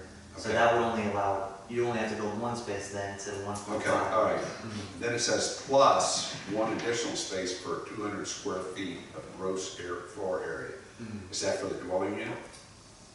No, that's for the commercial. Commercial. I need to add You- a see, you- commercial gross floor area. Yeah, see, that's where, okay, that's where, Good point. so, It if is we, actually- if we approve this, if we approve this right away, then the Parsons building would only have to have, he's got eight units in there, right? Yeah, you'd only need 12 spaces, right? Plus one space No, per you 200 need square feet 16, gross floor. well, yeah, you're right. 12 You're right. for residential. and Well, then- I don't know that that says commercial, it should be commercial. No, it doesn't say here, but it says it in. Yeah, I left it out on the PowerPoint. Oh. It does say it, Okay, I just left it out all right. on the PowerPoint. But then it doesn't speak to anywhere else in mixed development, only a dwelling unit? Mixed use development is only dwelling units. Well, the mixed use development is dwelling units on top, and then could be commercial, retail, residential, or could be commercial, retail, anything on the bottom. And where does it speak to what's on the bottom? I think you Mark should, at the bottom? That's the 200 square feet of commercial gross floor area. But it's not written on the PowerPoint. yeah, right. Yeah. I think you should put a semicolon between the, each, where you have your commas there. Okay. Gotcha. Okay. So these definitions for single-family residence and multifamily, are ready for this one? So, existing, multifamily dwelling is a building containing 3 or more dwelling units, including units that are located one over the other. That's what we currently have in our ordinance. I'm proposing multifamily dwelling to say a building designed for and containing 2 or more dwelling units. So a duplex, quadplex, whatever would also be considered multifamily, not single family, is what I'm suggesting. Plus you have design, which is much better than continuing.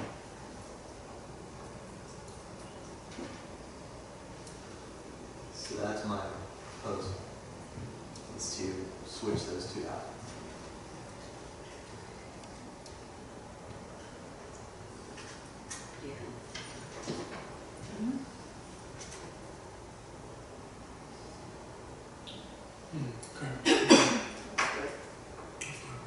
And then for single-family dwelling, currently it reads, means a structure arranged or designed to be occupied by one family, the structure having only one dwelling unit. It's pretty similar, but single-family dwelling is a structure containing not more than one dwelling unit designed for residential use and not attached to another dwelling unit. So no condos. Exactly. Why do you have to put not more than? Can't it just be structure containing? Or designed for one dwelling unit. Structure design. Or Structure containing, I mean, if it's single family, it's one dwelling unit. I just sometimes I think when we put a lot of those extra words in it, it gets confusing. Mm-hmm. Not more than means Structure One. containing One one or zero. dwelling unit designed for residential use and not attached to another dwelling unit. Okay. But Yeah, not that more makes than sense. one Yeah, why means would it be one more? or zero. No, that makes sense. That's good.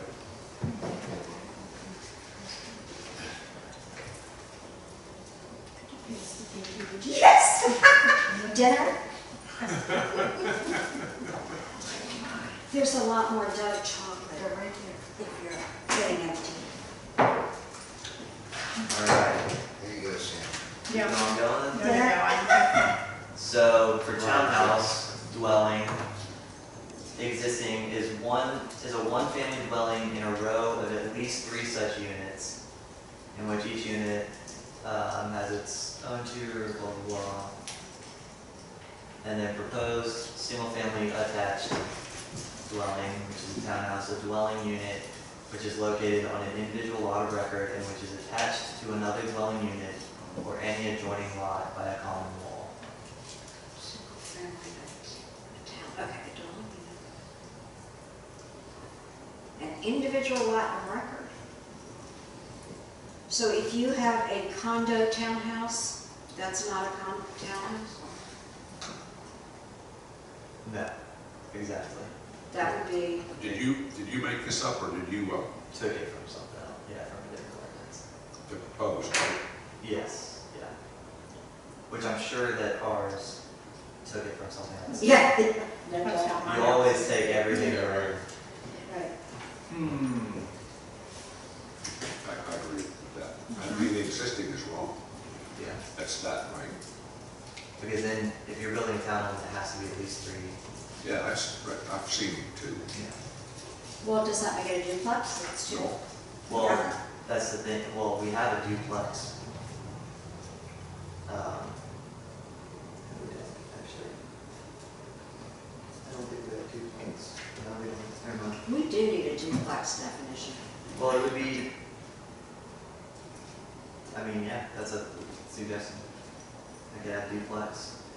Yeah, I don't understand the difference between a duplex and a townhouse. That's the thing, a duplex would be considered a townhouse. Yeah, I think that's Yeah. the evolution, No, I don't actually know. terminology evolution going on here, and, you know, But you can be a duplex one over top of the other. Right. Is that a townhouse? That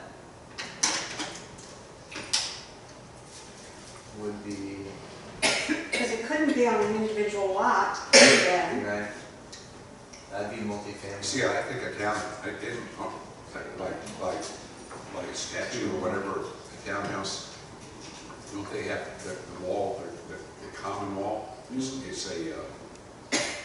it's gotta be a cinder block or something, it's got. Fire.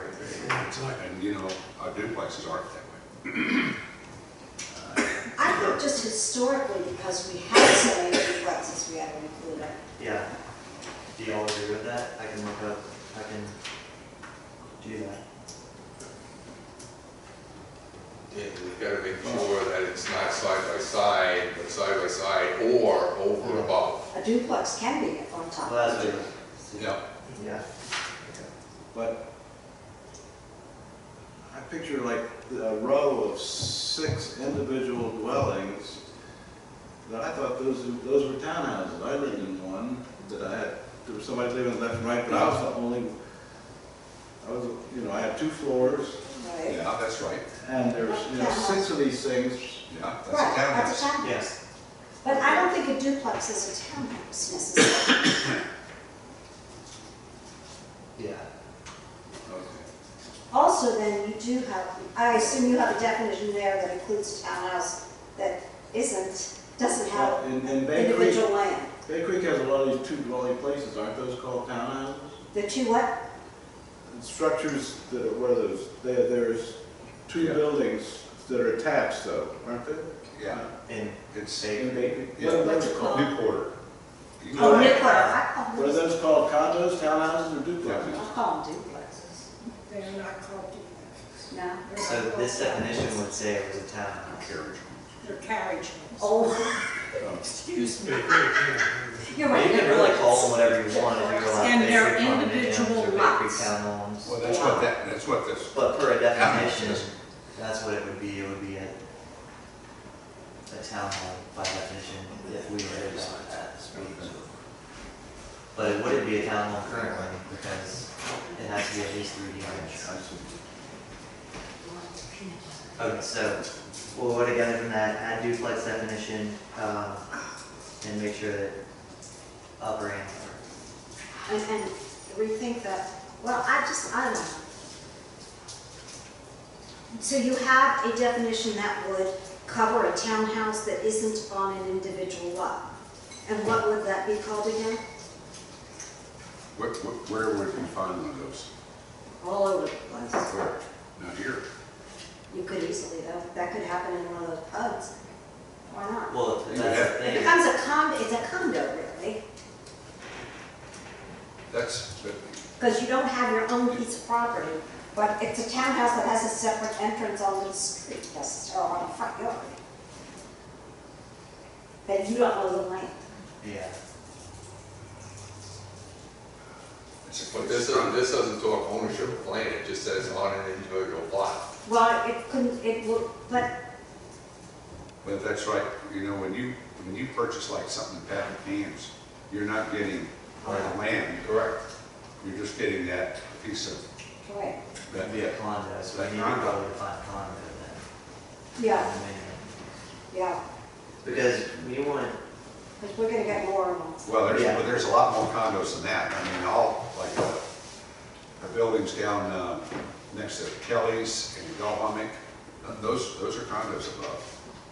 yeah, so that's the thing is, well, I've always thought this, I wouldn't consider Patrick's Hand's new development townhomes, in my definition of No, townhomes. they're not, they're condos. They're condos. But they're, Condos. yeah, exactly. So we need to have a definition for condo. Yeah, and I'll add that too. But I think there's an importance to delineate between all of those, so we know like what someone's actually developing. But usually a townhome, they own the lot. And that's what you say Yeah, there. exactly. I don't, okay, I understand your point, but I wouldn't say that that's usually the case. And I think that's gonna be less and less the case as we develop in this town. It's gonna be less and less the case that you own an individual lot. It's gonna be more the case that it looks like you own a townhouse that has a front yard, but it doesn't. It belongs to everybody. But then that would be a condo, then we Right. would define that as a That's why condo. you need the condo definition. Yeah, I'll do that.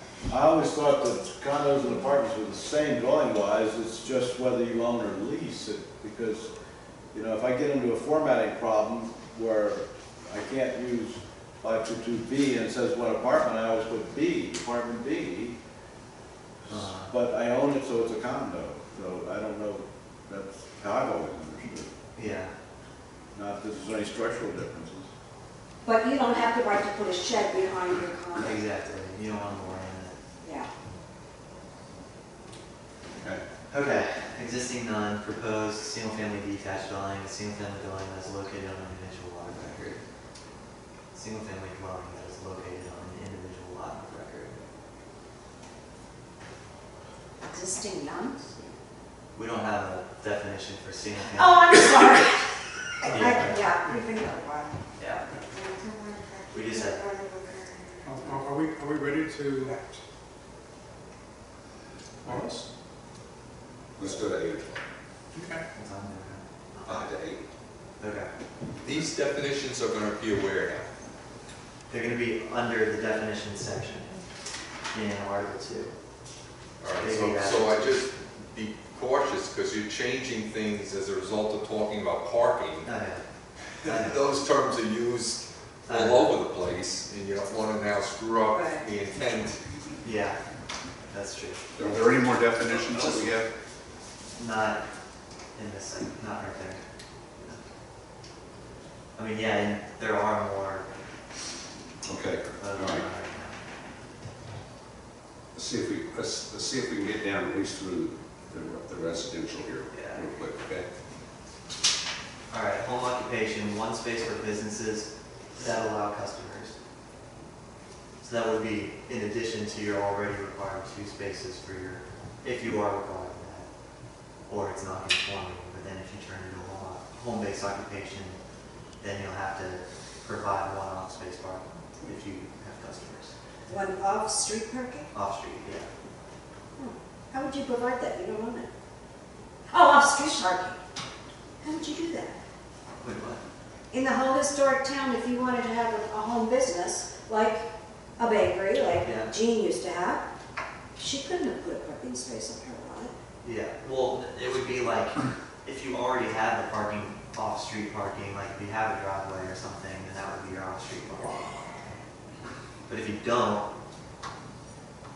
then they're gonna be parking on the street.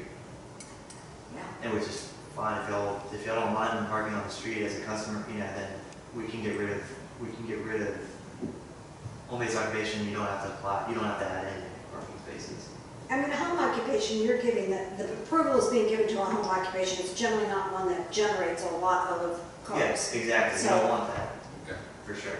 I don't even see the need to have it. Okay, do you all agree with that?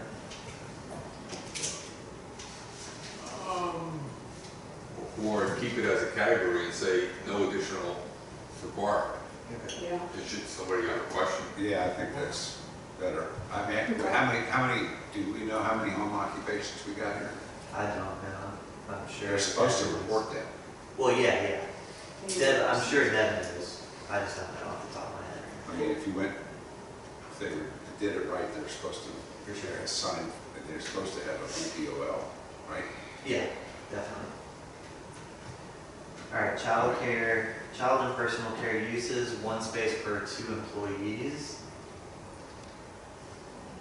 Institutional residence or care or confinement facilities, 1 space per 2 beds. Rooming houses, boarding houses, 1 space per bedroom.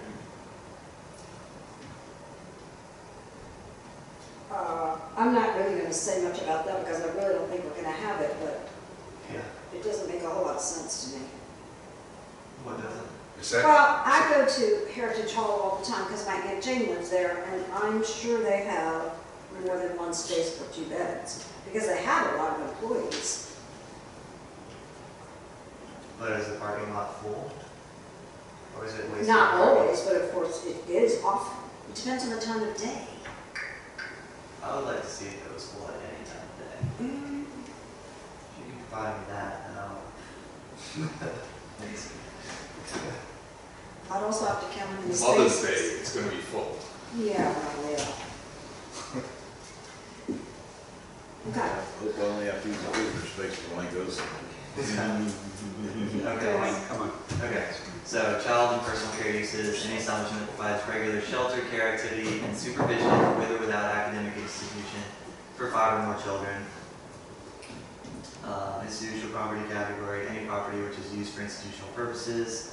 Institutional uses, a nonprofit or quasi-public use, such as a religious institution, library, public or private school, hospital, or government-owned or government-operated structure or land used for public purpose.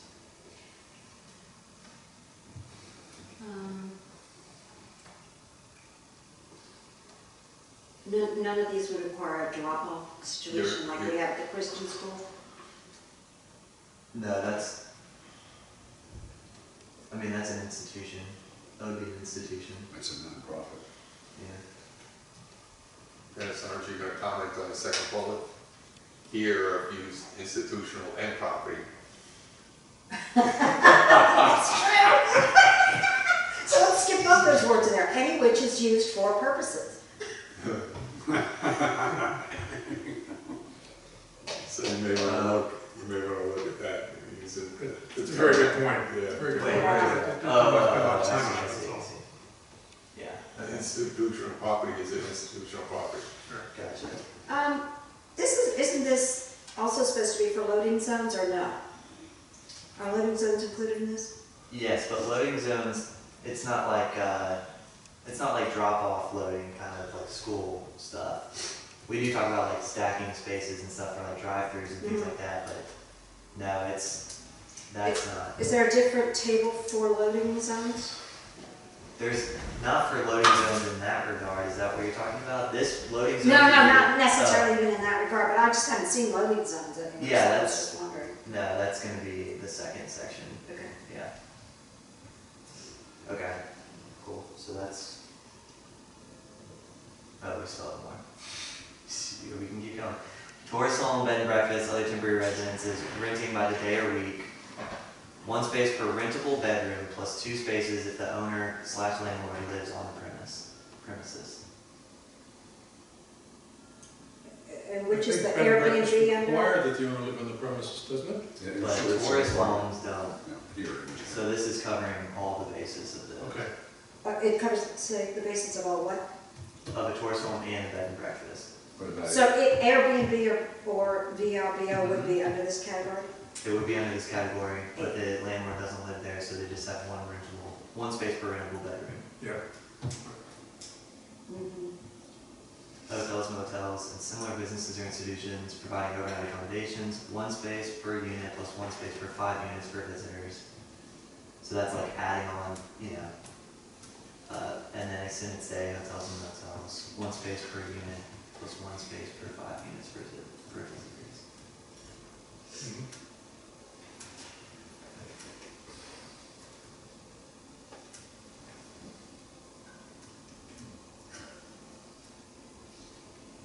Stay on it. Motel in an R1? What do you mean? No. Okay, what is the constraints of that A dot residential? Good call, yeah. True. Or extended stay hotels and hotels. Well, but. Although we do have that, don't we? No, we don't. No, we don't. Yeah, that's You, good. you may just want to put in parentheses the various zonings you're talking about. And that'll cover it real nice. That what? In the title, put in parentheses beyond residential, what zoning areas this refers to. That's all I'm saying. You don't need to spend a lot of time trying to put text together. Gotcha. You just qualify it, that's all. Yeah, well, you could put a commercial, you could make it a commercial there or something. Or just Whatever. skip A that says residential. Right. Just not even put that on there. Right. Well, it's under residential right now, so, Yeah. so. So if I have under the number 8, I convert a duplex into an Airbnb, I'm gonna have to create this parking, or I'm gonna have to come and ask for a variance. Yeah, Okay. right, right. Okay. But yeah, hotels and extended stays, those are more commercial than Yeah, right.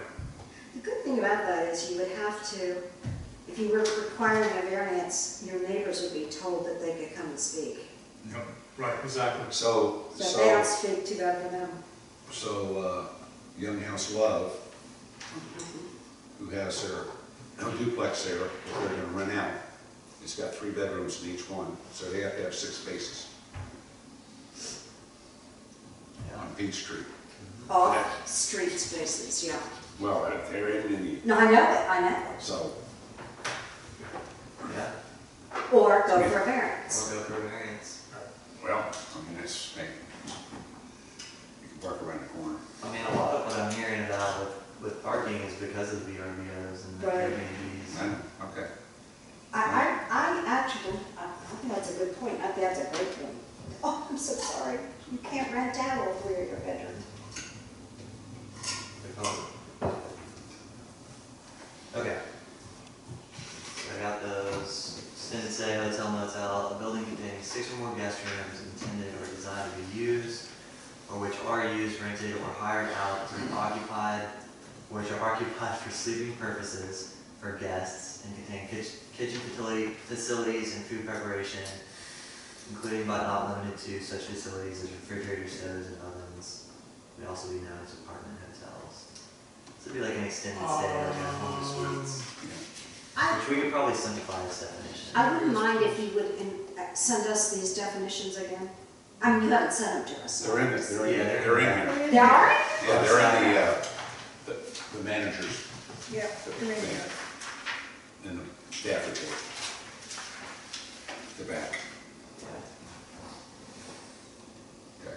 I think that's all. Oh, okay, okay. I got it. All right, no problem. But No problem.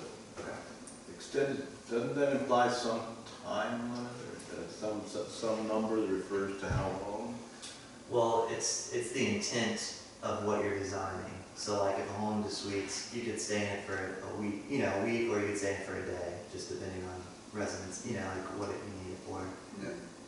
But it's more of like, this is what I'm coming to you to design, or to build.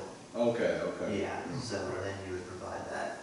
Owner, the legal or beneficial owner of the site, including but not limited to a mortgagee or lendee, in possession, receiver, executor, trustee, leasee, or other person, firm, or corporation Any controlling the site. individual who has a financial interest in the site.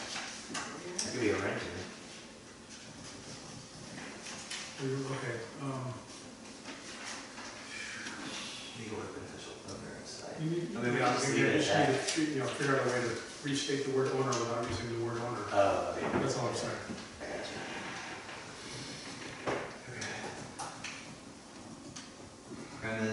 Premises of any building, lot, parcel of land, or portion of land, whether improved or unimproved, including adjacent sidewalk and parking strips.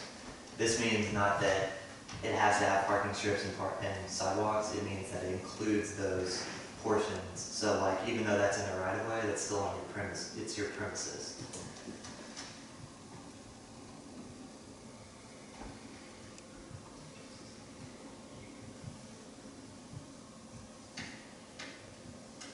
Okay, Okay. okay, so let's break and look here.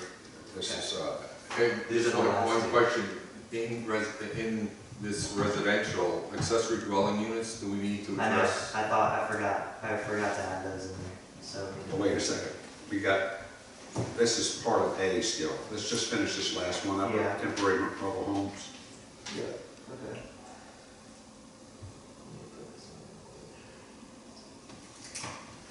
All right, temporary mobile homes approved in an event or emergency Oh, construction okay. or repair, All right. 2 spaces. That's fine. Any site or building preparation, assembly, erection, repair, alteration, or similar action or demolition of buildings and structures.